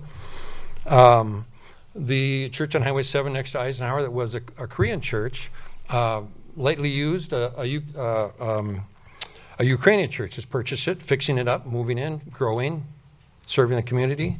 They could really be a blessing to a family of faith coming in here and using this area without shoehorning in more homes and more duplexes and whatever in there. Yeah, the area needs low income housing. But the city showed that is going on around the city. There is low income housing. I know of a single family home, low income housing just right by Burwell School there that I'm aware with. So the point is that the city, to their credit, staff has suggested that we stick to the plan, from section 3 of the comp plan. The integrity of existing single-family neighborhoods will be preserved through careful management of land use transitions and impacts between potential conflicting uses. There's no buffer zones here in Inverness and Baker. There's no additional developing going around that makes a buffer zone like we have on the other areas of Minnetonka where they're doing low-income housing. So I appreciate the wisdom and the foresight of the staff and the consistency that it conveys to the citizens, that this is a plan that we've worked on very hard. We're going to maintain that moving forward. It's kind of a safety feature for the neighbors that have invested here in the neighborhood, and so I urge you to to take the city's suggestion and vote this down. Thank you. Thank you. All right, Allie? Sorry, we'll have Jan Hagerman after this. Welcome. Thank you. Thank you for having me. My name is Eiley Langseth. For the last 7 years, I've lived at 3514 Conan Circle. It's right near St. David's Church and about a 5-minute walk from the Mills Church. So I live in the Minnetonka Mills neighborhood. It's a great house that's affordable to me, in a great neighborhood. We have great public services. I have a short commute to work. We're near parks. It's a great place to raise a kid. But not too long ago, I was living in apartments and was stressed about my ever-increasing cost of housing, wondering if I'd ever be able to achieve home ownership and the stability that would bring my family. I've been following this project for 4 years. I think it's probably been going on a little bit longer than that too. And I read the staff recommendation to deny. There's a lot that's been said about that, so I've crossed a lot out of my speech, but I just wanted to say, to me, rezoning this part of the Mills Church property is an appropriate use of rezoning as a tool to achieve what we say in the Minnetonka strategic plan, right? That we want to diversify housing and increase affordable housing options. Another issue that was raised in the staff recommendation was about buffering. And frankly, I think the twin homes would make a nice buffer between what's a busy intersection there and then a church parking lot before you get to the residential neighborhood. Both the strategic plan and the comprehensive plan are threaded through with intentions to provide more affordable housing in Minnetonka. But if you, as the Planning Commission, find that attempts to provide affordable housing can be slowed to a standstill, pecked away from 14 units to 11, and then denied, I really think you need to fix this problem, or Minnetonka will never increase its affordable housing homeownership stock. The current zoning is what's gotten us to this point. This is a largely white, high-income, pretty exclusive community. And if you're not willing to amend zoning to the needs of today, that's probably how our community will stay. And in that case, I don't know if it's totally honest to have all this language about affordable housing and being a welcoming community on our website, in our comprehensive plan, and in our strategic plan. So to me, it's kind of a show me moment, not a tell me moment. Let's see what we're willing to do about affordable housing. So as a resident of the Minnetonka Mills neighborhood, I support this zoning change. I strongly urge you to be a leader on affordable housing and recommend the City Council approve this project as proposed. And let's move it forward and be ready to welcome new neighbors into our neighborhood who will bring new ideas, new resources, new experiences, and new strengths. Thank you so much. Thank you.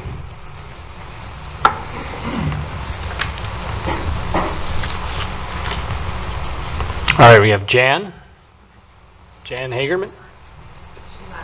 All right, we'll keep moving. All right, then next would be Camille Calderaro. Beautiful. I'm so good at this.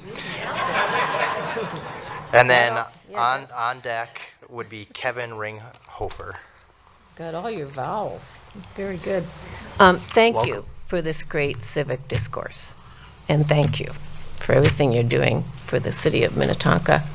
I'm Camille Calderaro. I live on 13416 Inverness Road. Been here, I think, 31 years. So it's the longest I've been anywhere. But I want to say that I am in full support of well-planned, affordable housing. But I am simultaneously in full support of the Minnetonka planning staff recommending denial of the proposed mill townhomes. And I just, you can do both.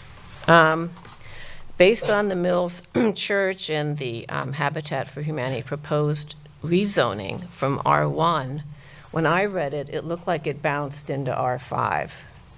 It actually bounced a little bit into high density. And then it moved into a PUD flexibility. There seemed to be not much consideration given to the character of the neighborhood and the capacity of the site. And the fact that Mel is now who's been a resident for 41 years, is now going to have 50 to 60 new neighbors right around him. I mean, I calculated that based on the number of bedrooms and, family size.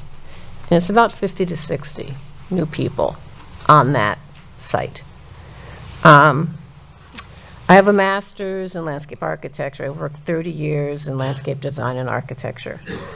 The size and the scale of the proposed 8 townhomes creates a massing of built structure that compromises the site and character of the historic Mills neighborhood. In my offices, a typical design process, we use CAD, use 3D imaging, so we could have seen the actual massing and sizing of these townhomes, how they actually fit into the site and how they impact the visual connection on the corner. So in closing, in reading the PUD, it's basically to realize public benefits. And I honestly don't know how this increased capacity on this corner is actually a public benefit to the neighborhood. I understand affordable housing. I understand the need for it. And what I'm wondering is that there is another group of local citizens that could benefit from affordable housing. And I kind of heard this in a planning meeting. It was kind of funny.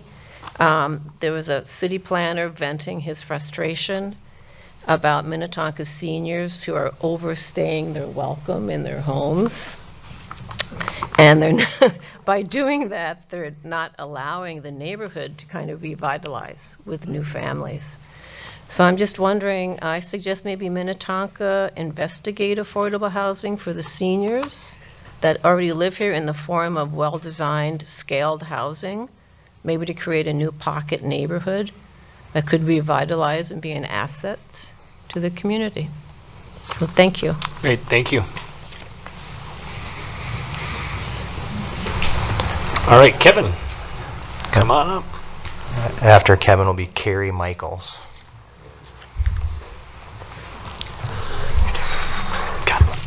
Thank you, and good evening, Commission and Commissioners. I thank you for the opportunity to speak with you and for your work serving the city.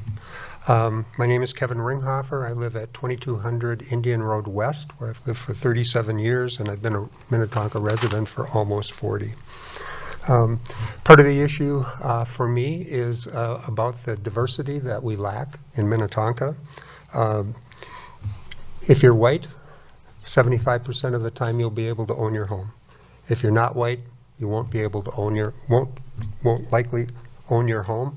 And if you're black, only about 15% of blacks own their home in Minnetonka.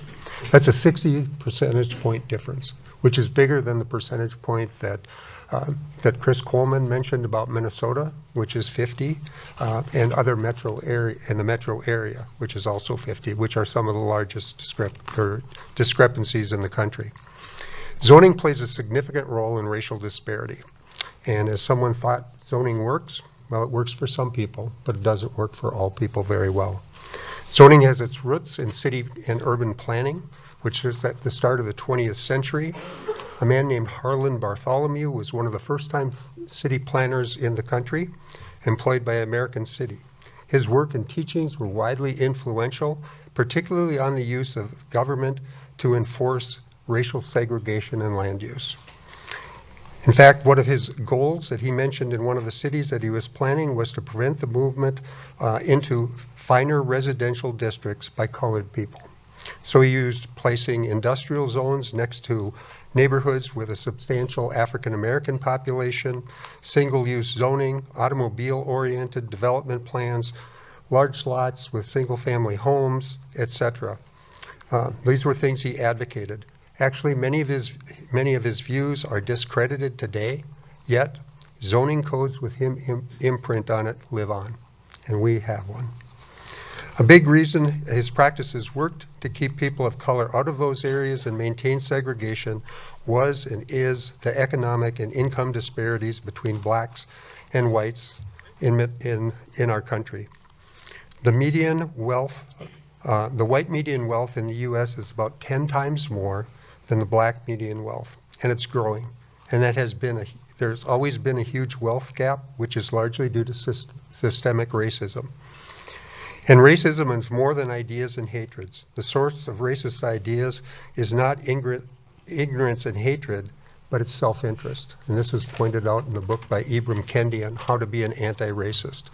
It's out of the self-interest, powerful policymakers create racist policies that benefit them. Then they create narrative and ideas to support their policies and their inequitable effect. Then everyday people consume the racist ideas, which in turn sparks the ignorance and the hatred. So treating ignorance and hatred is only treating the symptom, not the root cause. So to address racism, we need to change policies versus address symptoms. The Minnetonka Zoning Code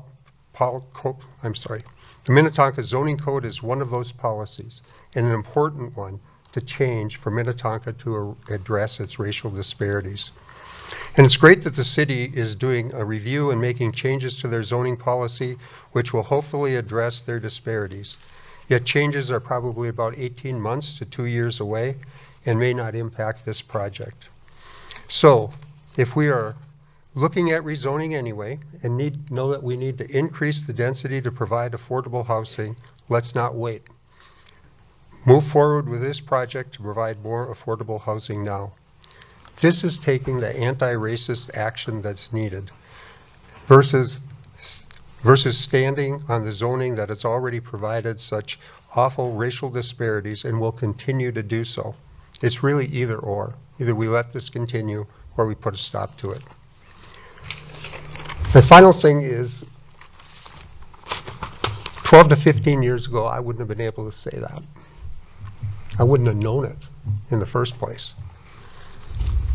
But fortunately for me, there was someone who looked at me and saw something in me. And anyway, he was a gentleman I admired. He offered me a job to write a minority inclusion program for his organization.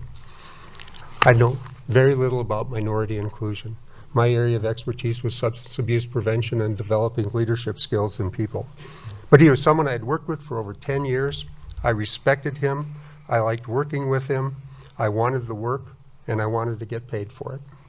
That became my self-interest, is the opportunity to learn something while I got paid for it. There was a lot I didn't know, but under this man's guidance and help from others, including a pastor friend, I started to learn about the experiences of those who are Black, Indigenous, and people of other color. I considered myself non-biased towards people of color or anybody, but not knowing anything about systemic racism or taking any action to be an anti-racist. I just thought it was good enough to not be a racist. And because of my newfound self-interest, I started to learn. I had a pretty solid education. I had graduated 4 years of school at UMD. I went on to get a master's degree and a PhD at the University of Minnesota, but I had never been exposed to what I was learning. After finishing the project, which turned out pretty well, and getting paid, I have continued to take opportunities to grow in learning about racism and about anti-racist action that needs to be taken. I kind of compare what's happened to me with like getting a new set of glasses. New lenses to see life through. Things look different. And for somebody who couldn't see systemic racism before, you see it, I see it a lot now. And these zoning codes are one of them. And we have an opportunity here to address it today, and I think you should take it. I think you should take it and stand for anti-racism and be willing to adjust the zoning code to approve this project. Thank you. Thank you. All right, let's see. All right, we're just about halfway through. Can I just get a show of hands who is still waiting and wants to speak? All right, I'm going to start being a little more judicious with our 2 minutes. Okay, we've started to bleed over a little bit, so again, just out of respect for time and want to make sure everyone gets a chance. If we can stick to that, that would be great. Thank you. So who do we have? Carrie, I believe, is up next. Welcome. So after Carrie, we'll have Tim Greeley. Thank you, commissioners, and thank you, city staff, for allowing me to be able to come up here and speak with you today. I am the unicorn. I just found this out because people are like saying that nurses don't live in Minnetonka. I'm telling you, I live right next to 2 of them and a teacher. So yes, we do have them that actually live in Minnetonka. And my husband is actually a civil engineer. He agrees 100% with Camille in saying that these projects are not going to be able, that are going to be overbuilt for the entire area. He also has a lot of concerns for the water mitigation that's going to occur, especially of the salt water. If you want to talk to him, I only have 2 minutes, so I don't want to get into great detail about it. But if you would like to talk to him, he's a little more introverted, so he was not going to come up here and talk. But that's also how I know quite a bit about how planning goes and how infrastructure goes. Also, my mom is a finance director for Marlborough County, and she is, again, I had both of them look at this project, and they are both against it, and including me. But tonight's decision was not easy for the city staff, but it was the right decision. And I thank you for making the right decision and the right call on saying no to this project. Thank you for your time. Thank you. All right, we have Tim. And after Tim will be Steve Brown. Welcome. I almost said good afternoon, but oh my goodness, it's been a really long Very day. late afternoon. So, yeah. So my name is Tim Greeley. I live at 3723 Farmington Road, Minnetonka. Boy, I'd say a quarter mile upstream from the church. But, so what I wanted to say, or just say, is that I started teaching special education when I was 23 years old. My first job fresh out of college was teaching teens to 21-year-olds that were transitioning from what was at the time called the Hennepin County Home School. I don't know if anybody here remembers that. Yeah, Hennepin County Home School. Now the site is where the medical examiner's facility is in Glen Lake. Okay. So I started teaching those students that were there. They were transitioning back to public school, or my other class was kids that had their next step as being in the juvenile detention system. Okay. Some people think, man, that is a tough way to start teaching. And I thank God every day that that's the way I started teaching, because it taught me two things. One was it taught me to look at problems and issues without emotion. Remove emotion from the situation.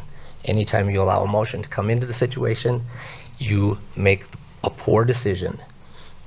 The second thing that happened, or second thing that I learned, was that I also learned to, when you have a plan, or you make a plan, or have rules, stick to them. Alternating from the rules for one student opens the door for chaos for everyone else. It's also students that you wouldn't think about this, but many of the students that have behavior issues and struggle in school find it comforting to know that those rules are there and they're going to be enforced consistently. So I know after 31 years of teaching that it's extremely hard to take out the emotion and stick to the rules. So I appreciate the help, or appreciate the work that you guys have done, and I hope that you guys can do the same work. Thank you. Thank you. After Steve, we'll have Ron Spoden.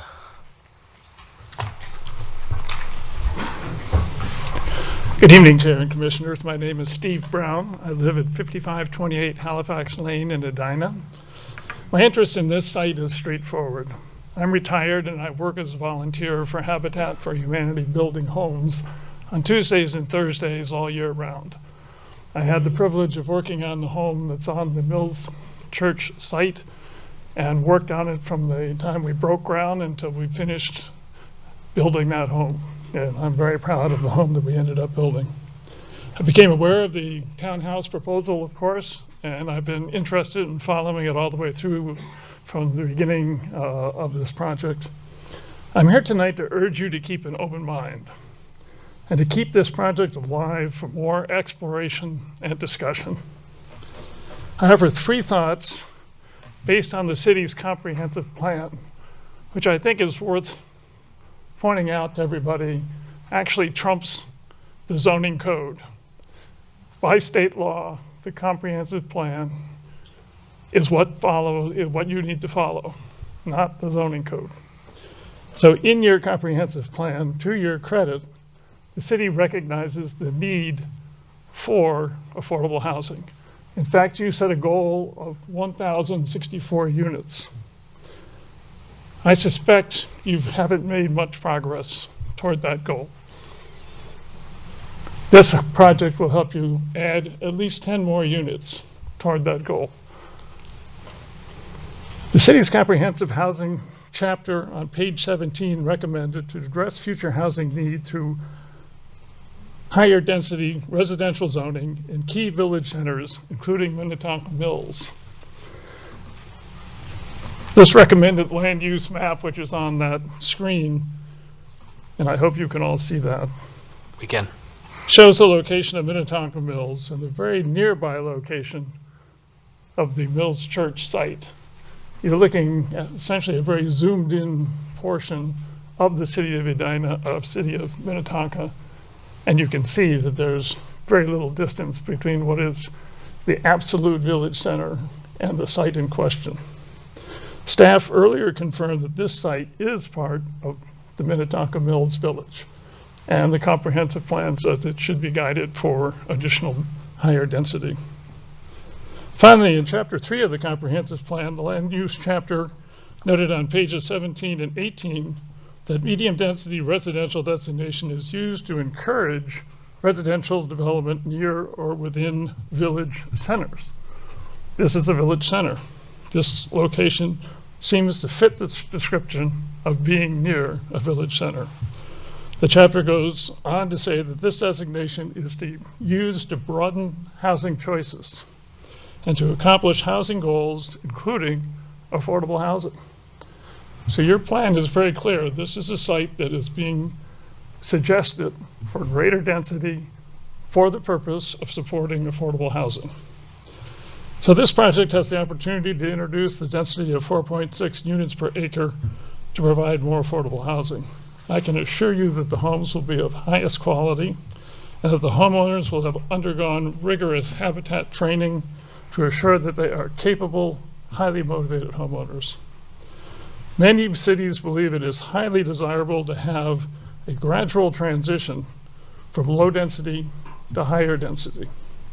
This project is going to provide the city with a gradual, some people label it a gentle increase in density, from your R1 zones through this onto the village center, which will clearly have higher density beyond what's being talked about today.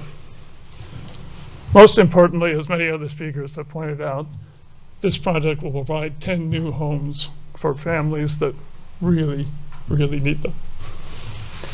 Thank you for your time, and I urge you to debate this tonight and then allow it to move forward to the City Council so they also can debate this and think about it. Thank you very much for your time. Thank you. All right, we have Beth up next.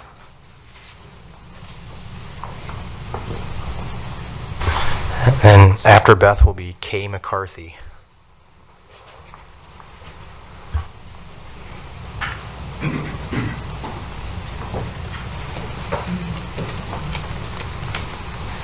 Good evening, Commissioners. Welcome. Good. Thank you.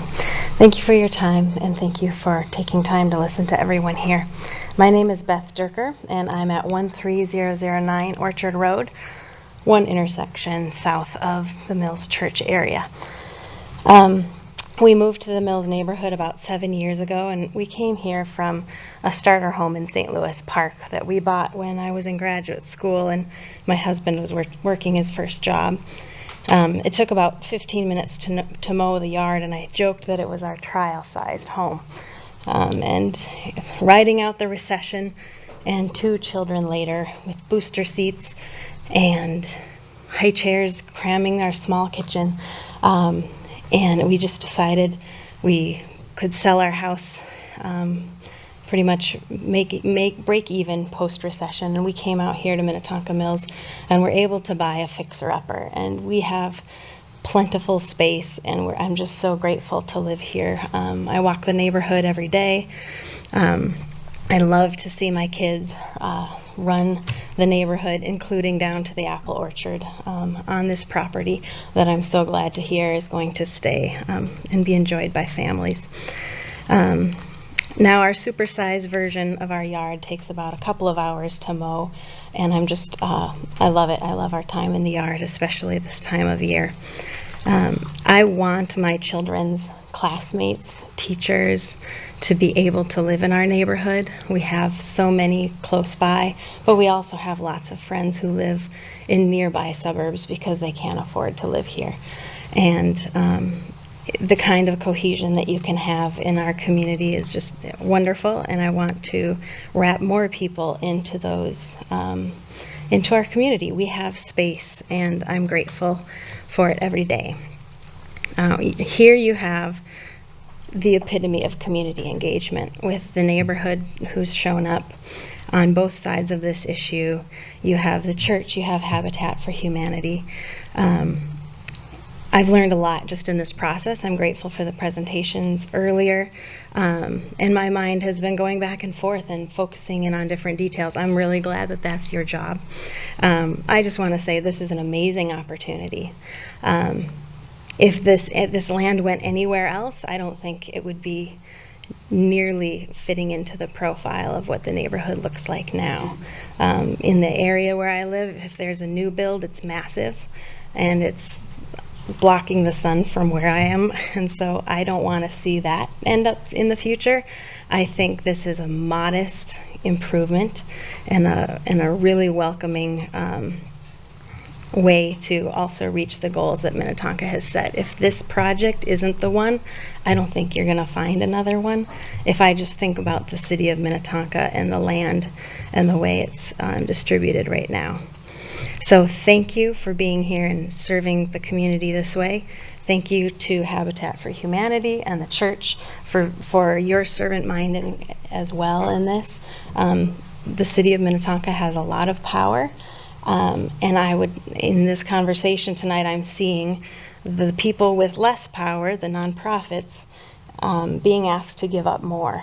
And I think that's probably not an appropriate use of the way to flex our power. I think if the plan that you're speaking about includes flexibility, that's an area to fully explore and exhaust. And the fact that it's coming up tonight unvisited or not fully understood prior to all players means let's go back to the drawing table. And I'll be there as a neighborhood member to hear what you come up with. Thank you. Thank you. All right. After Kay, we'll have Scott Rober. Good evening. Welcome. Hi, my name is Kay McCarthy. I live at 15608 Randall Lane. I've lived there with my husband Dan for 41 years. And I want to thank you. Your incredible work, not only tonight, city staff and planning commission. I appreciate so much all the time that you give to make our city the great city that it is. I'm very excited about this opportunity for the Mills Housing Project. I also appreciated hearing from city staff about the desire and goals for affordable housing in our city. And I think this is such a great opportunity. An area that I've been reading about recently was the discussion at the state level about do we need to have more hands-on with cities and zoning to make affordable housing? I don't know all the details, but I've been reading a bit about that. And I know reading that our mayor is not in favor of that, understandably. And therefore, I think we have this opportunity to show the state we are willing to make the changes, to do the things that need to happen on our own, so the state doesn't have to have those discussions about what needs to be done with zoning practices. So I hope you will consider this project. Thank you. All right, after Scott, we'll have Cindy Reich. Good evening. It's Scott Raber. Sorry, Commissioner Hanson, it's Raber. It's 1 in a million. 3715 Farmington Road. Been in this area for about 17 years. Thank you, city staff, for making your recommendation. Obviously encourage the commission to make the same recommendation. As noted, Minnetonka can be proud of the work that's already happened with affordable housing and being one of the highest number of land trust homes already in the western suburbs. That's a great thing, which means we don't necessarily have to push more density into this area. Last thing I'll say is, there's a lot of people here tonight, a lot from Minnetonka, a lot of people even from outside of Minnetonka, on both sides of the aisle. I look at the people that live directly close to this property. And I drove around last night. I didn't see you, Commissioner Minion. I drove around last night just to look at the signs, this sign that's in a lot of yards. And of the 14 properties right around the Mills property, 11 of those properties directly to the Mills property had that sign in their front yard. Those are the individuals that I think carry a lot of weight in the desire to not change zoning for this. So I thank you for that recommendation again, and I encourage the commission to follow that as well. Thank you. Thank you. All right, after Cindy will be Larry Sharp. My name is Cindy Rich. I live at 10910 Sumac Lane, and I've lived there for almost 31 years.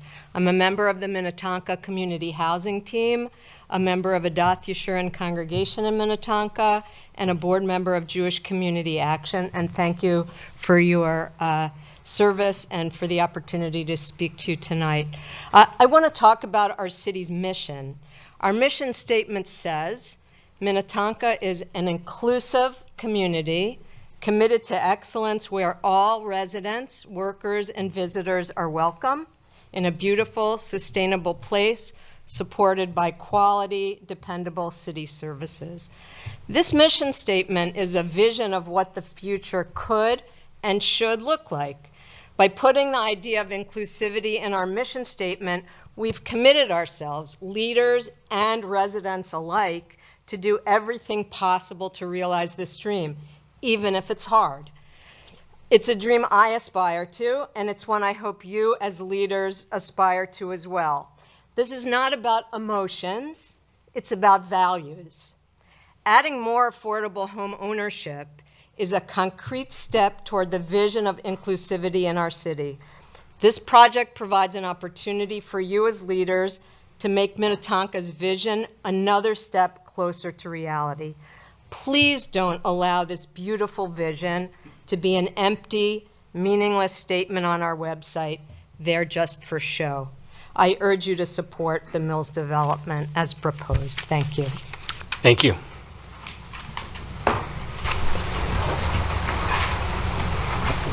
All right, we've got Larry. Yes. And after Larry will be Bradley Sheppy. Welcome. Hi, I'm Larry Sharp. I live at 3726 Farmington Road, about a block and a half from the site. And I want to thank you all for all the time and work you put into for us, the citizens.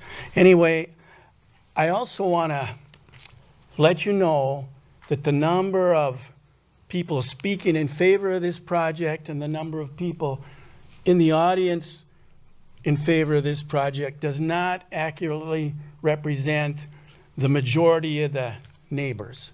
It represents the people that Pastor Lant was able to, parishioners that he was able to convince to show up here. Anyway, I just want to ask you to follow the staff recommendation. I actually came here to oppose this project, but I think I would support this project if the church would just add a sliver more land and stay within existing zoning. Thank you. Thank you. All right, after Bradley, we'll have Tim Thompson. Welcome. Good evening, Commissioner and Planning Commission. Bradley Sheppy, 315 Towns Lane. I appreciate what you do. I know it's a relatively thankless job, so I will say thank you. Thank you to everyone who showed up. The pastor for all his time and effort pushing the project. And I appreciate how civil everyone's been. You know, we see on YouTube and elsewhere just people who are very upset because they simply disagree, and this is working very well. So well done, City of Minnetonka. I'm actually here to support the project for a few specific reasons. I'm going to have a quick story and then just pivot to the comp plan because I know a lot of things have been said and we're here about quality, not quantity. So I think, you know, we obviously have a disagreement here, but after being involved in the city for a long time, I came up with a moniker, I would say privately to my friends, and we would joke, but I'm sharing it publicly the first time. It's called "We'd Rather Not."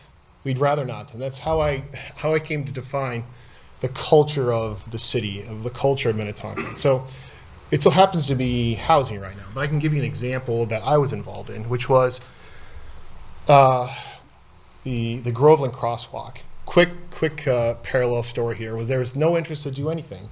There was, hey, the pedestrian counts aren't there. We don't want to do anything.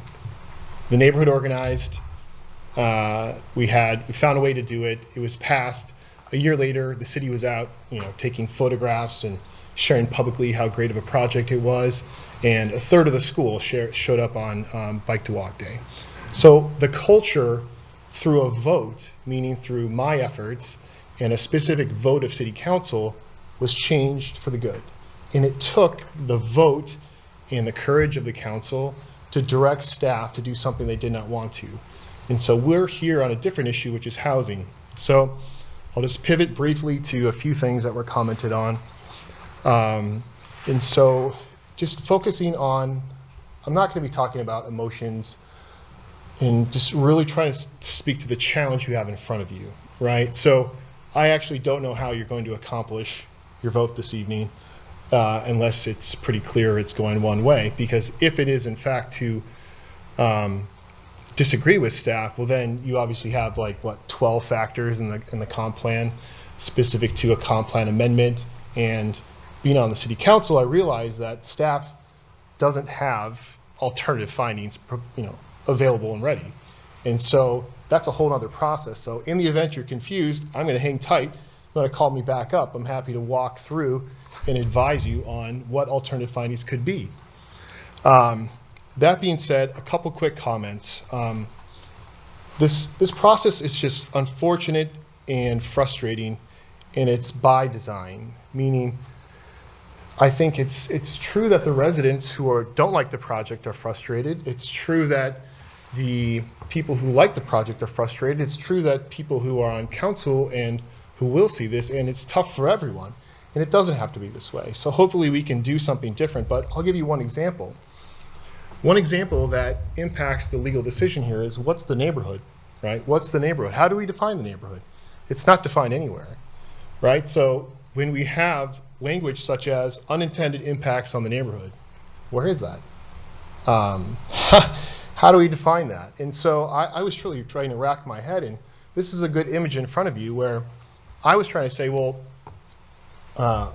if you're just looking at a map, what could the neighborhood be? And I think it's actually Minnetonka Boulevard on the north, Baker Road on the west, Inverness on the south, and Shady Oak on the east. And why is that? Because those are the natural streets that bound this whole entire area. And what's unique about that quote neighborhood, it's not all single family. So we had people speak before from ICA. That's an office building that's just to the east. Next to that is a French immersion school. And guess what everyone does when they exit those buildings? They pass single family homes. There's single family homes across from an office building. There's single family homes across from another school. And that is the neighborhood. So I think we've been sold a bill of goods on what the neighborhood is. And I think that's unfortunate. We should do a better job of defining what does that mean. I think that's the inherent conflict. We have residents who live down the street, nearby, and they're frustrated because I live, quote, in the neighborhood. So one example of what that neighborhood is, and I just wanted to state that. On that topic, I think the reason the staff's argument falls short is they were unwilling to even write into their report what those unintended impacts on the neighborhood were. What are they? Truly, I think those are questions you should have for staff this evening, or if it doesn't get wrapped up tonight, to continue the hearing and to get answers for. Because if that's what they're laying their answer on, what are the unintended impacts on the neighborhood, we should know, right? We know that Baker Road has 5,500 cars a day. It used to be much higher. This is post-COVID. And so, well, is it cars? I'm not sure. That seems like a lot of numbers. I don't think there's kids doing chalk art in Baker Road. They're just not, right? So just pivoting to where do we go from here? My counsel is this is your decision. I think you've done a great job. Like, I watched your analysis on the Walzer project. I think that was great. You asked tough questions, and I don't get this, and this is tough. So this process and decision can go at your pace. You're in control. If you don't have the answers, ask them of staff. And if you need more assistance with alternative findings, because this is a new, unique process, and having 11 criteria to match findings to is a huge ask. So anyway, I would say take your time, work through it, and I hope you support the project. Great. As proposed. Thank you. Thank you. I'll come after this one. All right, so we got Tim. And then after Tim will be Mike Mahady. Welcome. Good evening. My name is Tim Thompson. I'm a Minneapolis resident, actually, and I'm here. I'm an attorney with the Housing Justice Center, which is a Twin Cities-based public interest law firm focused on affordable housing. I think I'm going to make a new point here tonight, hopefully a new point for you, which is how does the city make this decision? What is the legal standard? Normally, when you're faced with a rezoning request, you are told you have discretion as a city about whether or not to grant that request. In this case, it's not that simple, and that is because the Federal Fair Housing Act applies here. Now, normally when people hear fair housing, they think intentional discrimination. No one here is accusing the city of intentional discrimination. The act also covers what is called unintentional discrimination or disparate impact, and that is triggered when a city's action would have an adverse, disproportionate effect on, in this case, would-be minority homeowners. What happens when the law applies? There's a much higher justification the city has to establish to justify denying an affordable housing project. So cities have said, for example, well, our justification is we're relying on our local zoning. Or our justification is we want to preserve the status quo.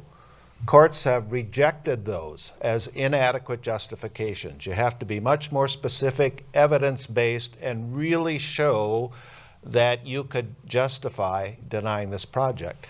The other thing is the city has already committed itself in its own policies to promoting fair housing, and in particular, removing impediments to fair housing, which means barriers that are preventing free housing choice. The most practical, effective, and immediate, useful thing the city could do to remove fair housing impediments is to approve this project. Thank you. Great, thank you. All right, after Mike, we'll have James Fallon. Welcome. Evening, council, staff, thank you for your time. Mike Mahady, 3700 Baker Road, Minnetonka. Been a resident for about 30 years. The number of people that have expressed their opinion against this project, not one has said they were against low-income housing, Habitat for Humanity, anything else. We're here arguing over one residence or an amount of land to make this qualify. Nobody here has said we're against people moving in, low-income housing, anything else. That's it. So we're talking about a contribution from the church, which they say they won't make, or in moving the boundary, and yet they're asking for $750,000 from the city to make this economically viable for them. I don't see how that works. The mayor recently wrote an article, a letter to the editor, published in the Minnetonka paper, which he railed against a bill that was currently going through or being proposed in the Minnesota legislature, whereby the Minnesota legislature would have say over zoning in cities and could overrule any local value. He wanted people to call their representatives and vote against this because that would be wrong. If we have no voice by local residents, Mr. Koenig, anybody else who's affected by this, that's the same thing. I don't see the point where the mayor can be against it, for one, and be voting for housing developments that don't meet our criteria. If we pass this and say fine, 4.6 is fine, what's to say 7.5 won't be the next one? And there is more land from the church, as somebody brought up, and I apologize for coming back to something, but there is a question of what's going to happen to the church if there's more land. They've already published on one document that I saw some row houses on the front along the border to Minnetonka Boulevard. I don't know where that came from. First time I'd seen it the last time that we had a meeting on this. So I'd ask all these things to be considered. I think we should abide by what was done with the comprehensive plan. It was taken some time to draw up, and now 2 years later, we want to change it just because of a specific project. Follow the rules that we have. Thank you. Thank you. All right, we've got James. Then we'll have Carol Johnson. Welcome. Good evening. I'll give you the first part. Jimmy Fallon. And no, I'm not that one. I'm funnier than my cousin. It's been interesting watching. I come to all these controversial things because I like to see how you're doing it. Sorry, real quick, can you give us your address for the record too, please? 4149 Baker Road. Thank you. It's the swamp. Now, it's been interesting watching this because I sat in your position for 25 years. Little different. I worked for the state. But everything here that we've been talking about is kind of way off base. First off, I'm all for affordable housing. I always have been. I spoke up for the battered women's shelter, but I was against the form they put it in. Same thing here. I'm against the form they want to put it in. I recommended a PUD 2 years ago. Everyone says, no, we're not going to do that. Well, now we're doing that. Put houses in, single family homes, put them in a circle. If they can do that, it'll be probably cheaper. It'll be more what the neighborhood would want. The people still get their house, everybody wins. But they don't want to do that. So the other thing is, you have to follow the rules. I was a state plans examiner for 22 years. I had to follow the rules whether I agreed with them or not. And unfortunately, that's the situation you're in. And there's a couple of things. They can rework it, and it'll work. But nobody seems to want to budge. Some people are all against it. Some people are for it. It's interesting. Everybody's got their shirts on, sort of like back in the 60s when we were all protesting, having a good time. But, what are you going to do? Well, whatever you do, it's going to happen. I'm pretty sure it's going to happen because I've never seen the project actually fail except one, when Karen Anderson was the mayor. And she was pushing one on Lake Street Extension. But the houses there were going to go way too expensive at $270,000. So, things change. You guys have to make a decision. I just come to watch and see how the thing works. I've been retired for the last 12 years, and it's kind of interesting to watch. Julie used to hire me all the time. But that's when she was in Hutchinson. She had a better place to be. Thank you. So you guys have a good time, and I want to see how this all works out. And I don't understand why everybody seems to think it's always going to be the marginalized or the minority going to move in. You guys let me in this town 45 years ago. Thank you. All right, we have Carol. And then we'll have Carissa Eckhart. Welcome. Thank you. Good evening. Thanks for this opportunity to speak. I'm Carol Johnson. I live on 12611 Orchard Road, and we've lived there for 35 years. I am in favor of the townhomes. I have attended every meeting since it was proposed, starting to be discussed about what would happen, and I have really liked the revisions that have been made, trying to address the needs and interests of concerns that have been brought up.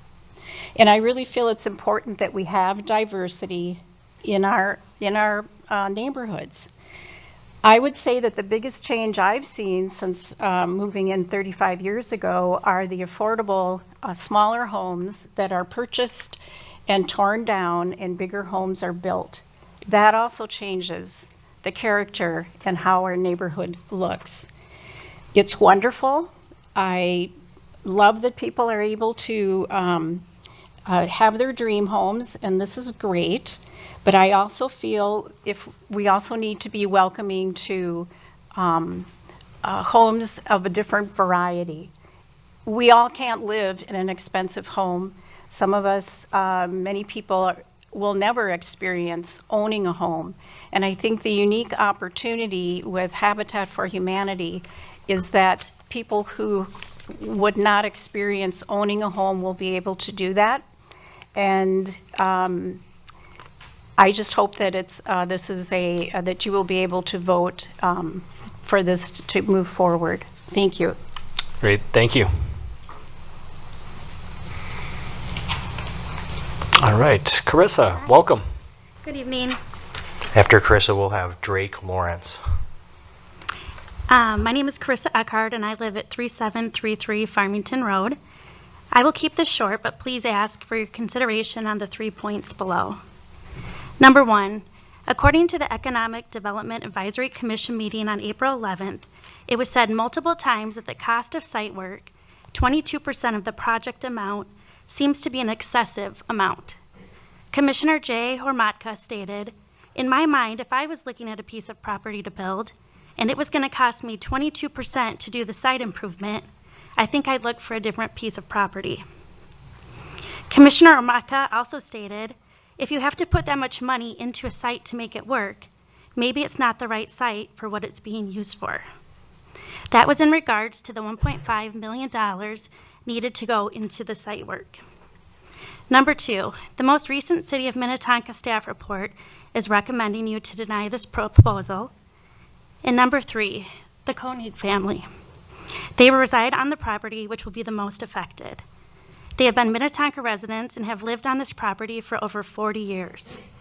If this passes, they will be completely surrounded by twin home developments.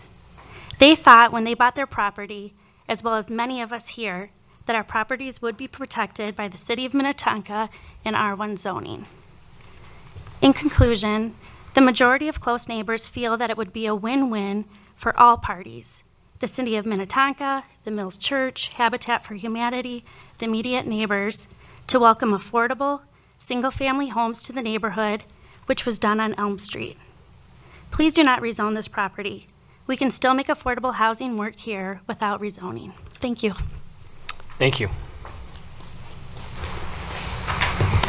Mr. Chairman, my name is Drake Lawrence. I'd like to ask for a privilege. My wife's been sitting here for about 5 hours. Could I let her go first? Sure. A 2-for-1. Kari Lawrence. Thank you, While we get our 2-for-1 special, Kari Lawrence.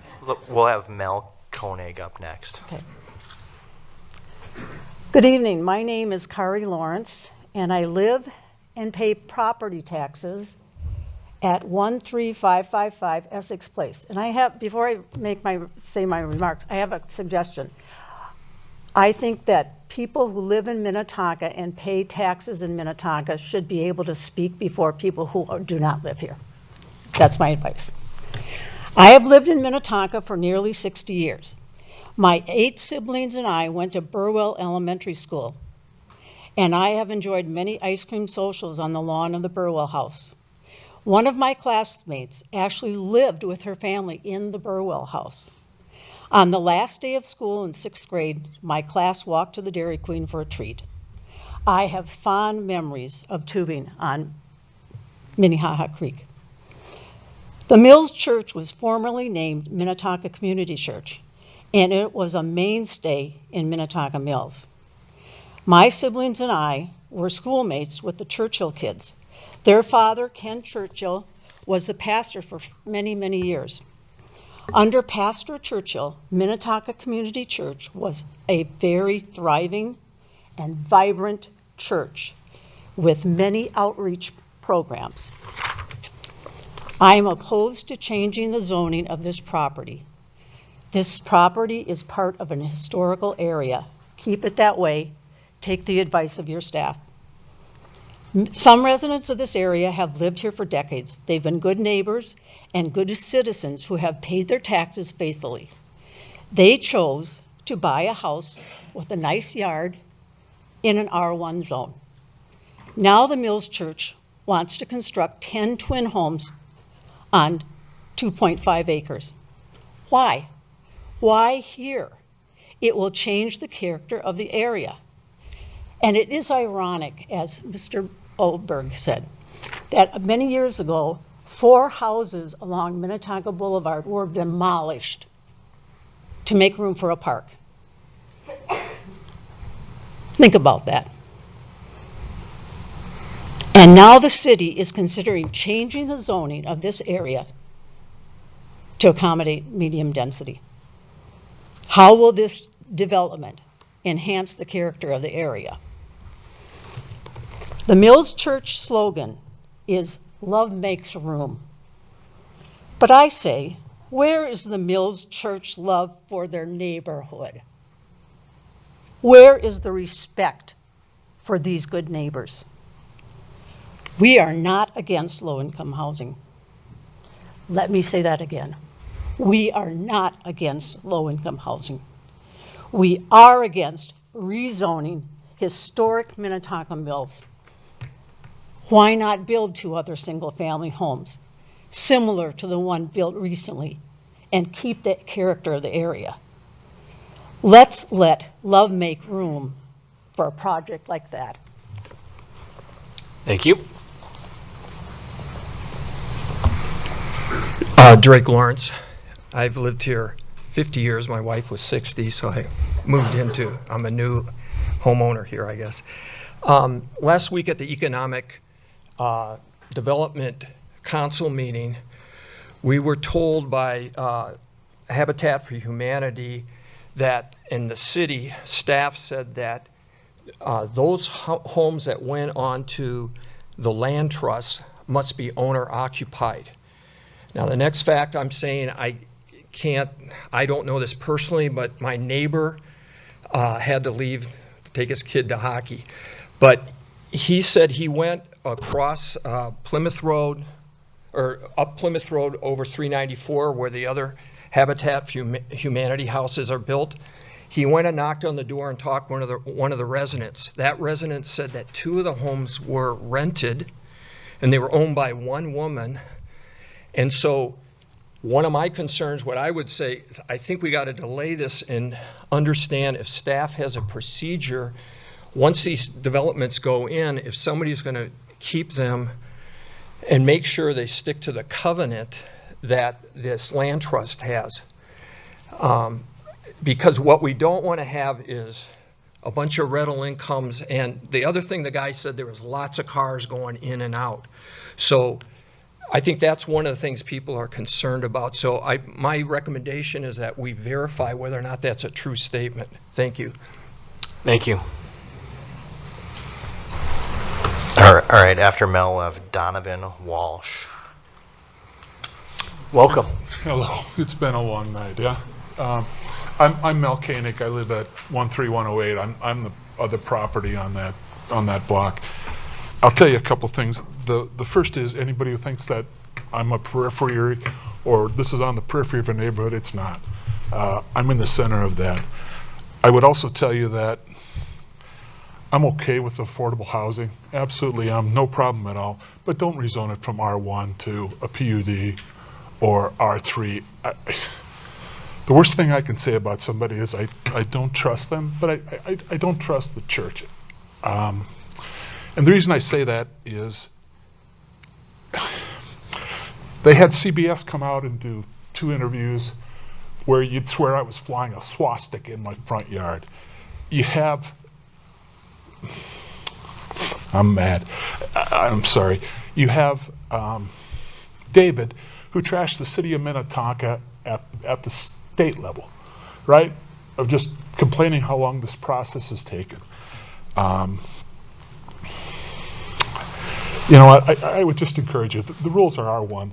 Stay with R1, I have no issue, just stay within those parameters and not rezone. I'll leave it at that. Thank you.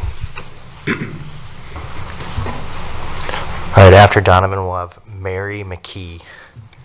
Welcome. Thank you. Good evening, Commissioner, good evening, city staff, and all of my neighbors. Donovan Walsh, 12838 Burwell in the Minnetonka Mills neighborhood. Very much in favor of supporting the proposal as recommended by Habitat and by the church. Two things come to mind. One is there's talk of, and this could be a misunderstanding, but there's talk of the specter of more units being put into this land. As I understand it, the change is only applicable to Habitat's land. Habitat is a phenomenal partner for a city to have. They're a long-term steward of land. Homes Within Reach is a long-term steward of land. So the idea that more units are going to be put into the site is, I don't understand. The church, as I understand it, this is the Habitat's land. It's not church's land that this would apply to. Second is, Habitat is a great steward, and Homes Within Reach is a great steward for permanent affordability. So we talk about the 10 units, the 10 homes. This recycles. As families move on, these units stay affordable. These homes stay affordable for ownership. That's a great asset for the city to have. The last is, I would be proud to have these twin homes across the street from where I live on Burwell Drive. I'd encourage the city to look at other places that they can add more homes like this. Thank you. Great, thank you. All right, we have Mary. Is she still here? Mary McKee? Doesn't look like it. Okay. All right. And Shannon Anderson. And then after Shannon Anderson, it'll be Catherine Lewis. Okay, so then we are down to our last batter, and I think it's Carrick Lawrence. Sorry if I pronounced that wrong. Karen, shares. All right, welcome. Hi, thank you. Thank you for being here and doing the work that you do. My name is Shannon Andreessen.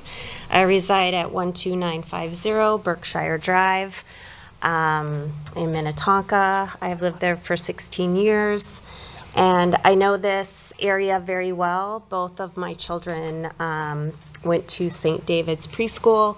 We have enjoyed the transformation of the Burwell Park, as well as every day still, first day of school, last day of school, we go to the Dairy Queen. So this is a very special place for me and my family.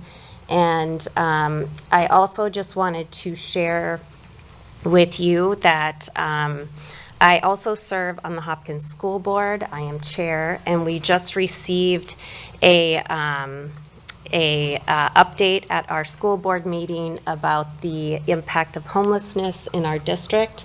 This area resides in the Hopkins School District. Most of Minnetonka is in the Hopkins School District, the city of Minnetonka. And currently our students, we have 159 students experiencing homelessness. Most of those students, and those are families, are doubling up in order to be sheltered. This would be a drop in the bucket of handling that program for our families that are currently in our community and whose care we are charged with. So I urge you to think of those families and to think of what stable housing in a beautiful, welcoming, wonderful community would make.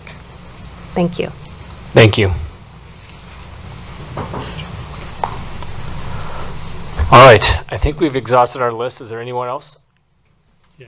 You'd like to say something? If you can give us your name and address for the record, and welcome. You skipped over me because I was gone earlier. Oh, okay. Well, welcome back. Now I'm back. My name is Kim Voss. I live at 1304 West Madison Lake Drive in Plymouth. I own a consulting business that specializes in affordable housing development. But I'm not speaking to you here wearing my professional hat. My message is personal. I have two daughters, 26 and 29, both educated and employed in their field of study. They do well, and they've just started looking into what it takes to buy their own home, only to discover that it would be almost impossible for them now, or ever, for that matter. My oldest daughter posted a Facebook article on Facebook that said you needed an income of $90,000 to afford a starter home. This was just unfathomable to her, and she, gave up the idea. But we can do something better here, not for my daughters, but for the 10 families that want to live here. They have the same aspirations as my daughters. They want a safe place to raise their family, good schools. They want a chance to build generational wealth. Most of these families are first-time homeowners. They've been vetted and screened by Habitat. They're employed. They deserve to have this opportunity. And while we may not be able to change the situation for my daughters, you, can change the situation for these 10 families. You can give them the opportunity to be homeowners, to build generational wealth, to have the things that most of us in this room have. We can make that opportunity for them. I think this community is big enough, not only in large, but in its attitude, that we can make room for 10 more families to live here and share what we all share by living in this great community. But it's up to you. Thank you. Thank you.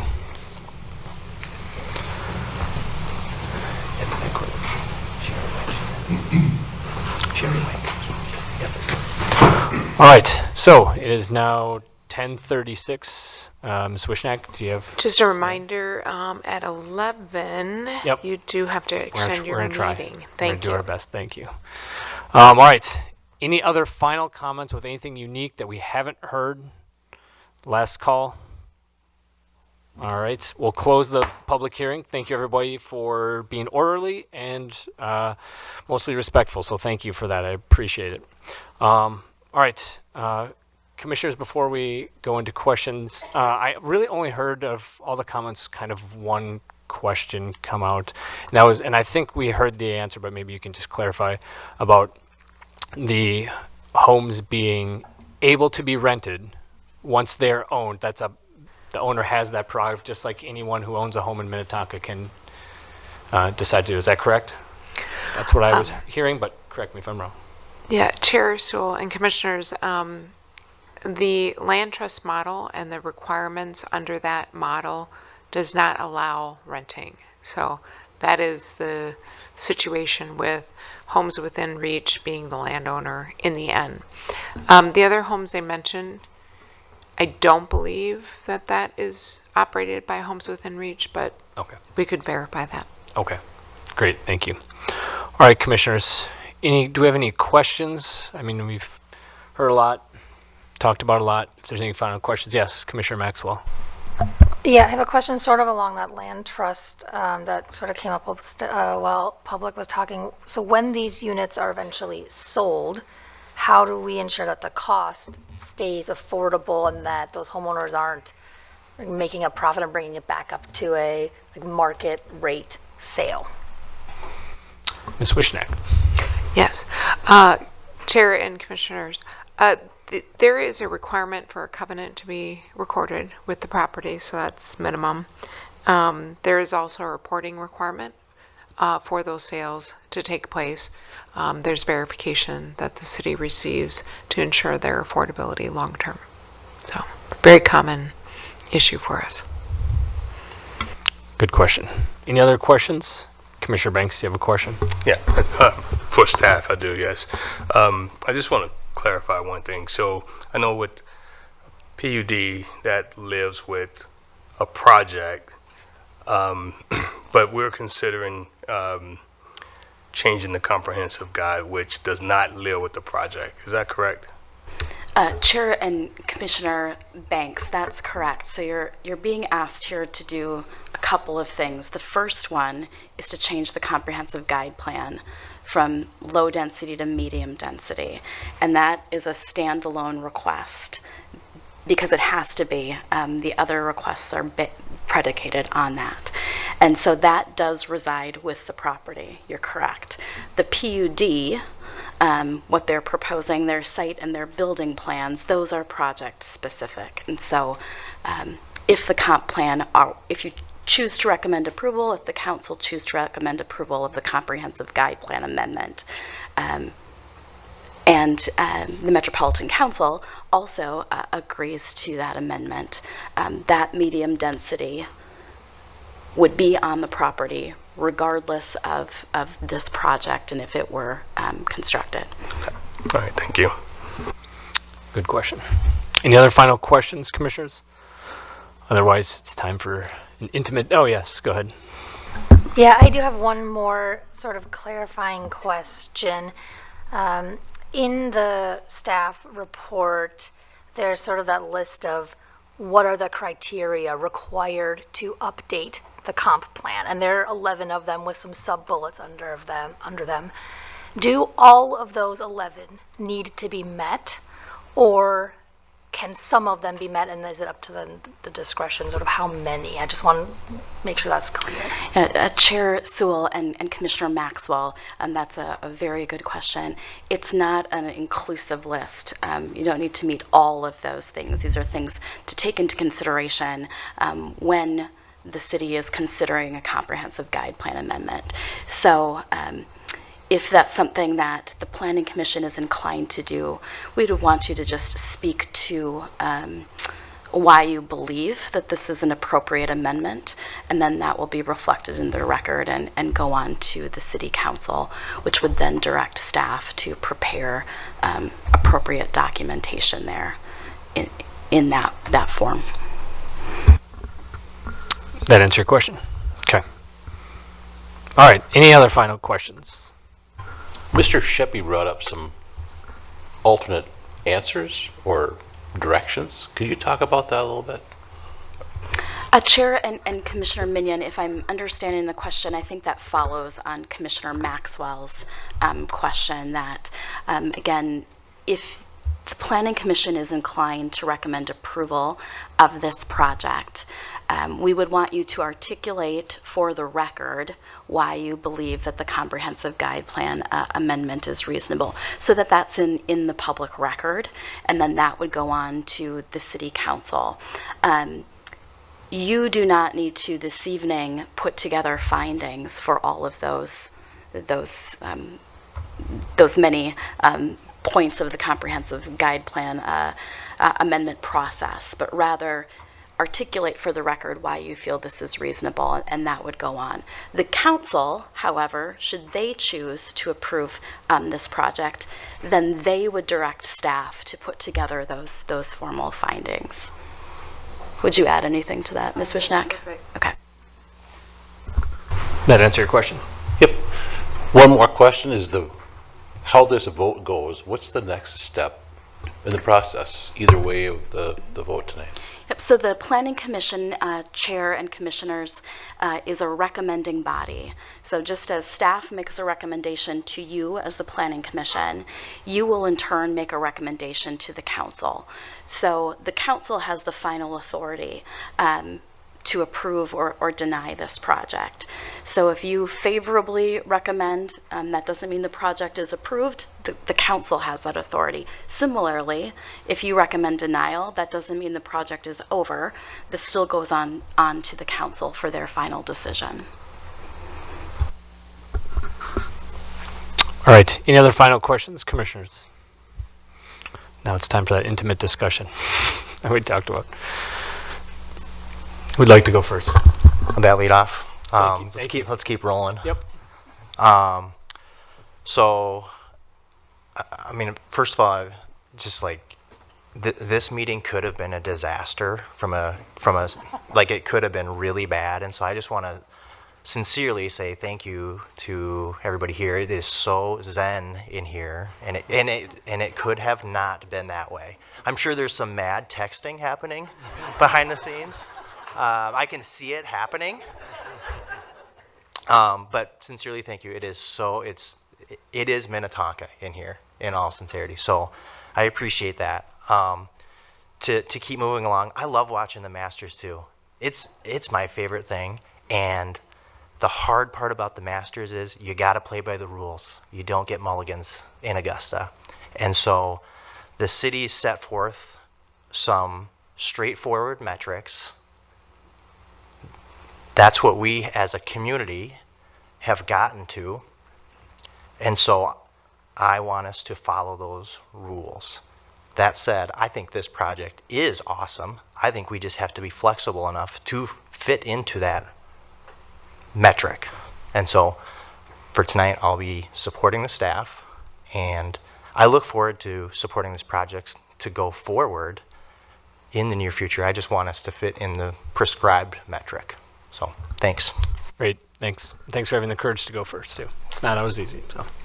Other thoughts? Commissioner Banks, what do you think? Yeah, I do want to thank staff. I mean, always doing a wonderful job in making the tough decisions with the recommendations. They're not always recommendations to approve, and sometimes we get recommendations like tonight to deny. So thank you for doing the hard work.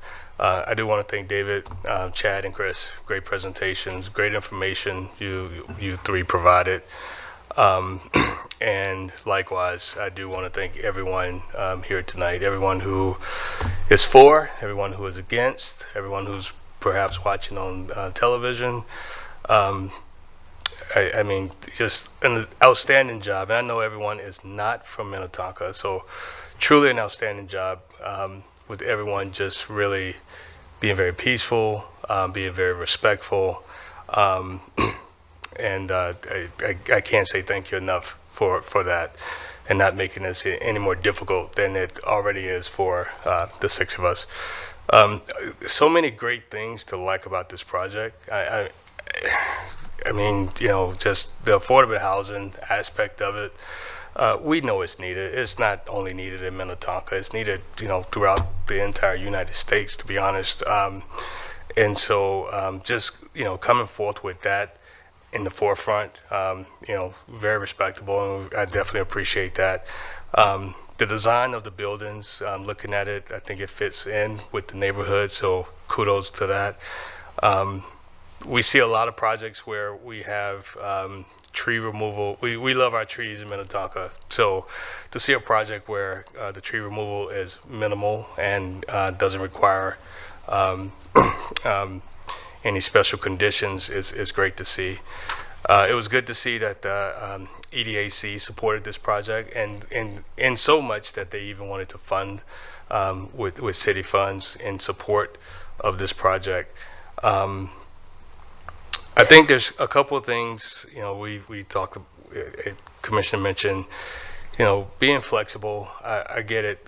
It seems like it boils down to two options, right? One, lower the number of units, or two, increase the lot size, the acreage.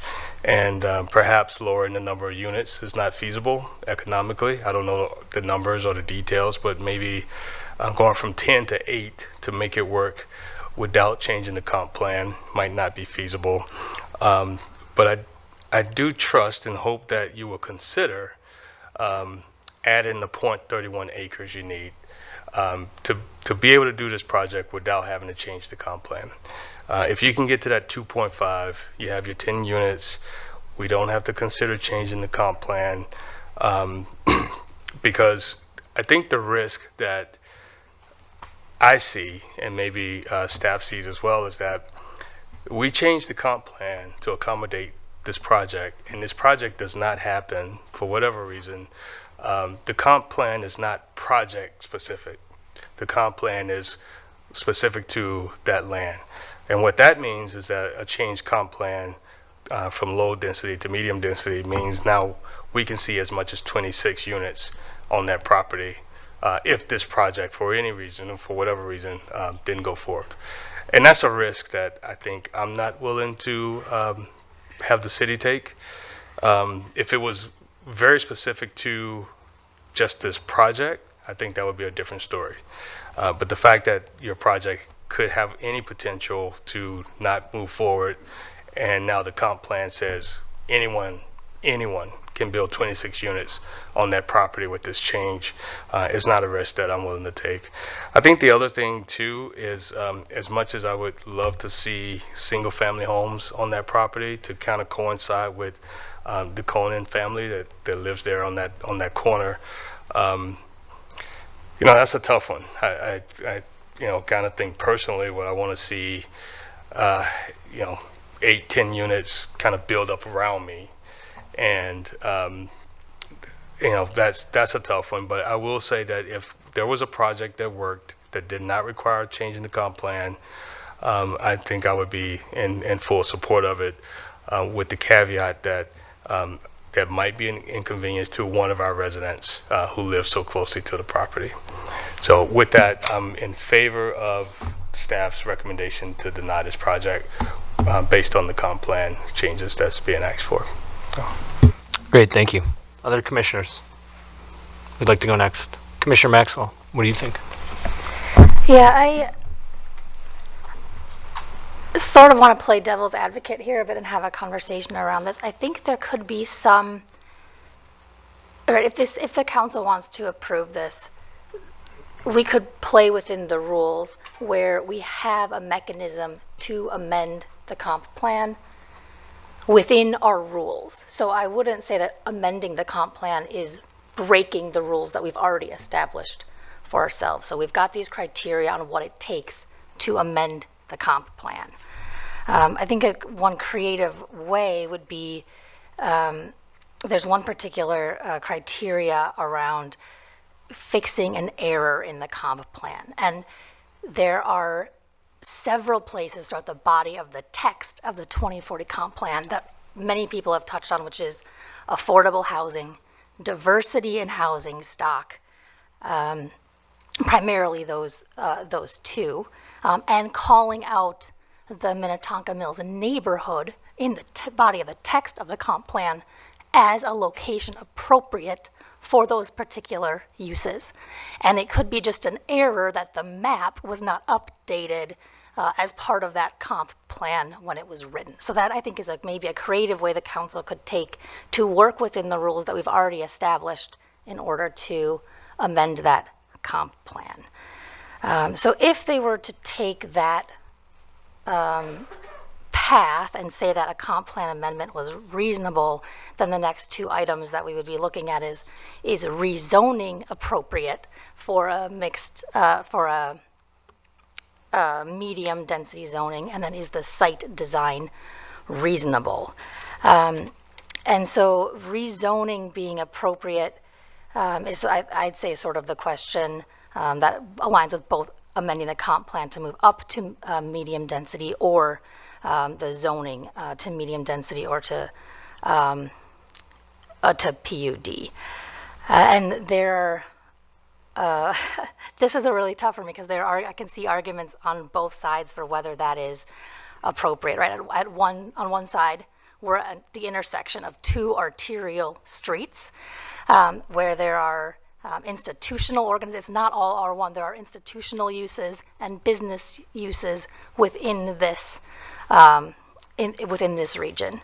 So I'd say within our comp plan, we have said very clearly that we value affordable housing, diversity of housing, increasing density of those things within our neighborhoods. Particularly, this neighborhood is called out. So I think it could be appropriate to go up to medium density. However, I understand that going up to 12 units per acre may be too much for this site. So that's where it's difficult for me. This 4.6 is reasonable, but going up to 12 may be too dense for this site. So that's why I really struggle approving it just outright as going up to medium density. And then I believe for this site, this design is reasonable, and I appreciate all the work that Habitat put in amending their previous, reducing the massing, separating out the buildings, moving the height down, having 3 different designs, so rather than sort of cookie cutter building. So I'd say the site design is reasonable. It's just that rezoning question that in my mind is the hiccup. Great, thank you. Other commissioners? Commissioner Waterman, what do you think? Thanks, Chair, and again, thank you to everyone. I'll try not to repeat a lot of the points that have already been made. This one's obviously a challenge because there are so many people in favor and so many people opposed, and all of this feedback, I mean, speaking for myself, but I'm sure for everyone, I mean, we really internalized this, all the letters, all the comments. So thank you to everyone for giving us a lot to consider. I hear a lot of the concerns about rezoning from the immediate residents. I would tend to agree. This is smack in the middle of an area guided for low density residential, and I understand that's what fully surrounds it. And when you purchase a home, when you're living there, that's what you would generally expect would remain unchanged. That said, yes, I think building these structures would be a change, certainly, and I think it's a better use than a parking lot. I don't think it's really a crazy amount of additional density and height. I agree with kind of I really appreciate the modifications from what we saw in the previous proposal, and I don't think that these would be entirely out of place. So, what to do? I like the project updates. I want to increase affordable housing through the city. I think this is a great site. I also want happy neighbors. I think it is so important to keep top of mind how expensive housing is and how hard it is for people to live here and be able to work here as well. I think if this were to go forward, I think the folks who live here would be good neighbors. And I know that the city is a fan of affordable housing because it is in and codified in so much of the comprehensive plan and in what is said, and they're recommending putting up the funds. And there are just so many people in our city who are in favor of adding affordable housing and just coming to this meeting and engaging, which is so unusual and welcoming. And I think we need to stretch ourselves to get outside of our comfort zone. All that said, I'm also, from this vantage point, I'm also a really huge fan of the comprehensive plan, and just being in the Planning Commission, this perspective and that tenure does guide things, and just from seeing a lot of plans that do and don't work and things that the city is able to do and don't, just really balancing the needs of property rights between and among owners. I think what the city is saying is that this is a doable project, and it's doable without a change to the comprehensive plan. We just got to tweak it a little bit. I don't think it's so much fear of change. I don't think of the comprehensive plan as like divine holy book, but it's in a divisive situation like this where there's a lot of opinions. I do think it could be a pretty useful guide and probably the decisive factor to help us figure out the right move. And actually, a lot of the folks who are not in favor of the project are really asking for that, just compliance with the rules. So overall, I don't think that this site is meant to be medium density. I don't love the idea of voting down the project. I don't know if, as we kind of further discuss, if there's a way to like table it, not to like extend further, but if there would be a willingness to adjust the lot lines, et cetera, to kind of get in there, could we kind of keep moving it forward without bringing it all the way back? So perhaps a point of discussion. If not, I'm inclined to agree with the city, though. Great, thank you. Commissioner Maxwell, would you be willing to put a motion forward to extend the meeting, please? Chair, I'd like to make a motion to extend the meeting. Motion Maxwell. Second. Second Banks. All those in favor signify by saying aye. Aye. Aye. Motion carries. All right. Thank you, Commissioner Waterman. Sorry, I just wanted to get that in. Commissioner Minion, you have? Nope. Nope, that's us. We're so close to the, so close. Can't get out of it quite there. We're almost there. We're almost home. All right, well, everybody's here. Boy, big thank you. I think this is government at its best. We have had a church and a number of organizations that have tried to make an initiative that the public has had opposition to, and they have done a great job of reaching out to the community and making it a more acceptable direction. I too would be proud to have these homes across the street from me. I just think it's such a great deal. There's, we talk about the missing middle. This is the poster child for something like that. There's so many great things. As I listen to the different needs coming from different pastors, different charitable organizations talking about the huge influx of need hitting all of our different charities, this is just to me, it's a win. I think it's true that your treasure is where your heart is. And I think our city has stepped up and said, $750,000 worth of commitment is telling you where their heart is. We have city management that has brought to our attention that it doesn't fit the mold that we need to have. It hit me like a boomerang as well, but I understand their position. I think we are so close. I might be overstepping, sorry, Julie, but if I do the math, if you did 9 units, and I'm not speaking for the city, just for myself, I think it's 4.6 feet of addition onto that 550-foot long lot line. So that would still give you your actual access in the back for the fire egress you need for two curb cuts for the church. I think that might be a feasible solution to what the city has presented. As much as it pains me, I would say I'll go with the city's recommendation. But I would also encourage you, I think you're really close. I would reach out to the city. There's some great people there, and I know that they'll come up with a great solution. We need to get this in the city, and we need it. I think it's a great product. With those 9 units, my heart goes out to Mr. Koenig and his wife. Maybe we take one off of the single level home. Maybe it's an easier thing for them to get by with. But that way I think it would be an easy fit for all of us. So. Great, thank you. Commissioners, any other thoughts or comments that popped in your head? Nope. All right, great. Well, I'll take it home. We're doing our job right when everybody's mad at us, when you have all involved upset. So that's when we're getting close. I think maybe. There you go. Exactly. We'll start later from now on. So one thing that I just want to clarify is just on the affordability. It's not the density that's making this affordable. If that was the case, New York City would be the cheapest place in the country. But it's not, right? It's the subsidies that's making this affordable, right? The generous donations of the taxpayers of Minnetonka, the church, Habitat, all the people who will be swinging hammers, right? That's what makes this affordable. So those are almost kind of separate issues for me. It's not as dependent as one might think.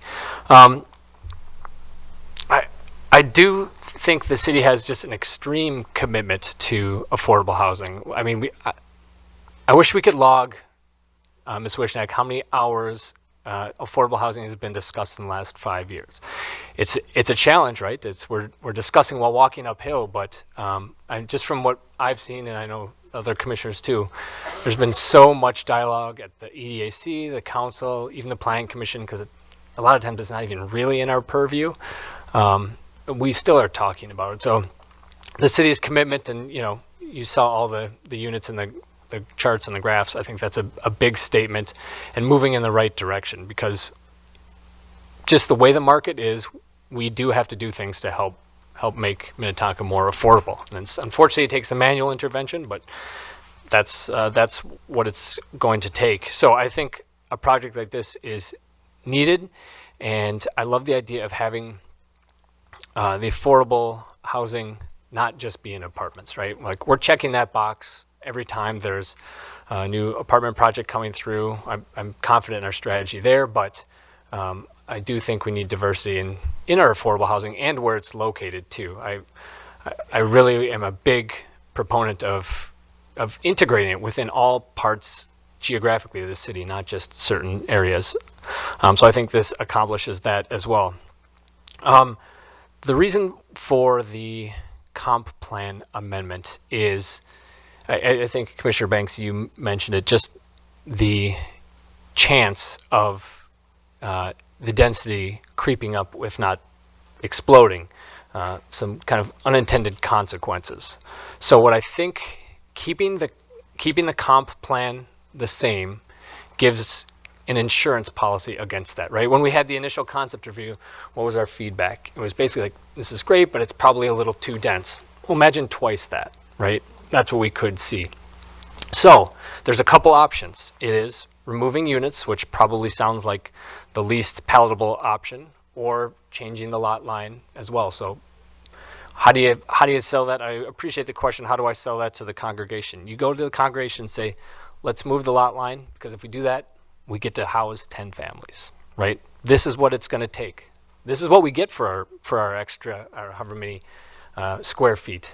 That's what it's going to take, and that's what you get from it. So it's a small price to pay, and then it also gives the neighbors some reassurance that there isn't going to be this huge density creep as well. So while everybody may be disappointed tonight, I think it's the best compromise, and I want to get back to working in the gray a little bit. I'm getting kind of tired of black and white and polarization and everything. Like, let's find compromise. So everyone who sent emails that were respectful and reasonable, thank you. I love those. That's why I'm here. I'm working for you and fighting for you people. The ones on the extreme ends where you just dug into your position, I don't have much time for you. So that's where we are tonight. So I think we're probably ready for a motion, but this is an iterative process, right? This is not just like a yes or no forever, right? This is just for us an iterative step in the process. So making this the best development for everyone involved. So, all right, would someone like to make a motion? Any motion? I will make a motion to support the staff's recommendation. Okay. That is a motion from Hanson. A second. Second, Banks. Staff, please poll the commission. Sorry, Agreed. Minion. Agreed. He agreed? I'm sorry, I didn't hear you. My apologies. Banks, Yes. Waterman, Yes. Hanson, Yes. Maxwell, Yes. Chair Sewell. Yes, motion carries. And this is to be heard by the city council on what date?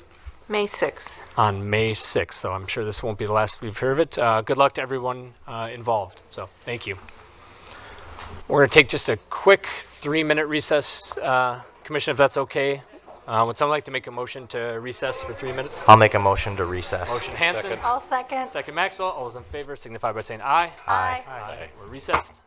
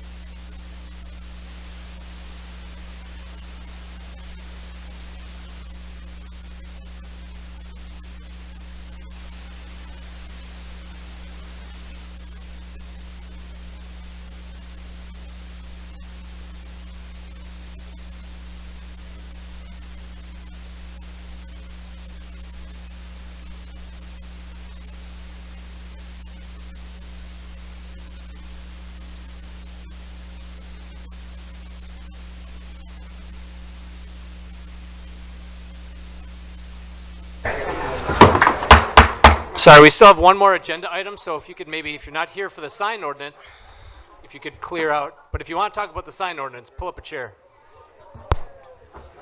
What?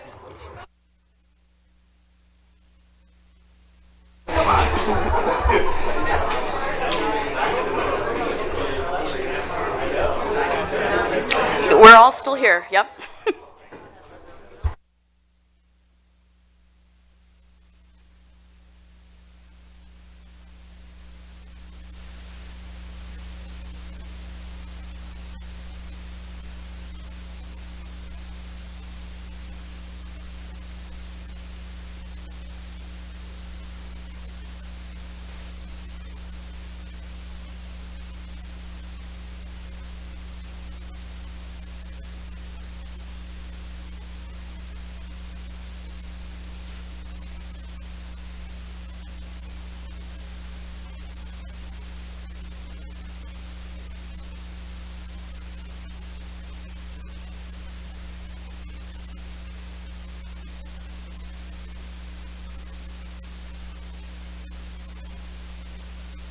Yeah, let's just go. Okay. Let's just crank through it. All right.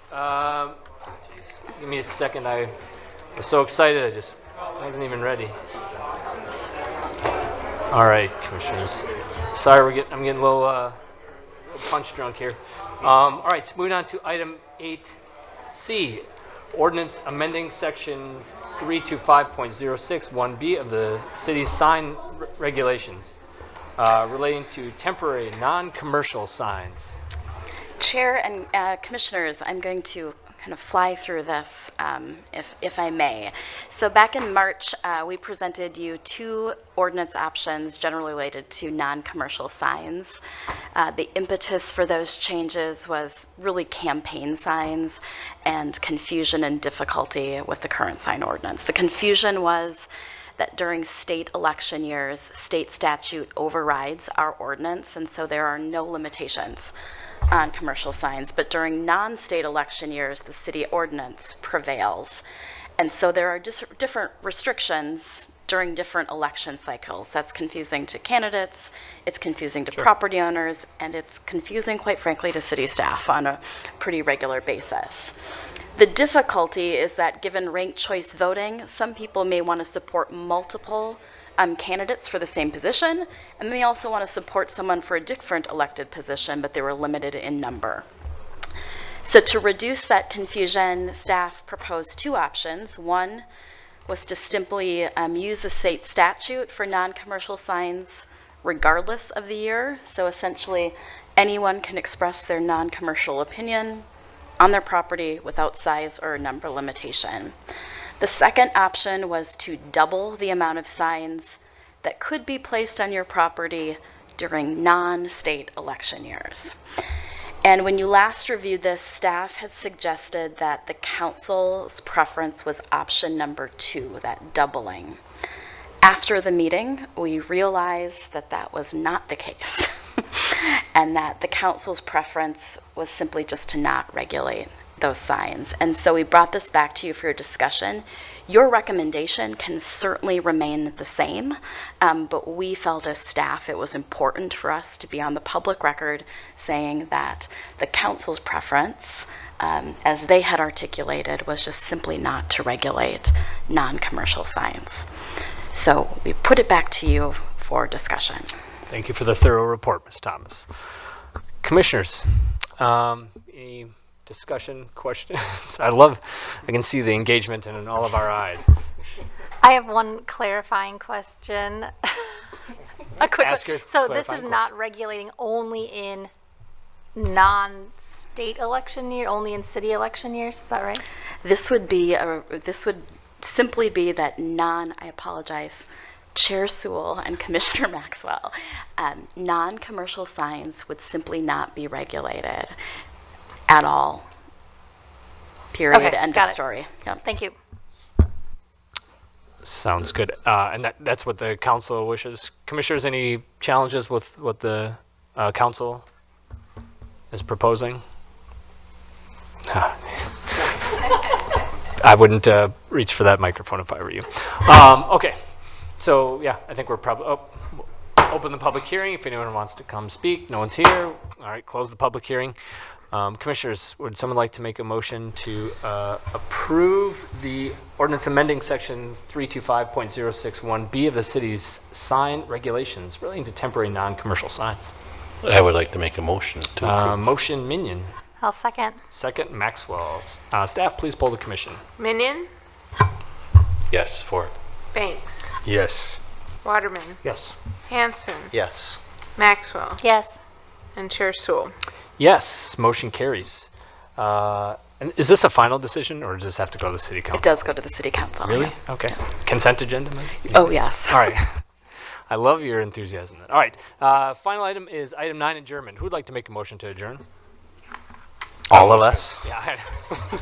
Which two? Let's do this in order. On the count of 3. All right.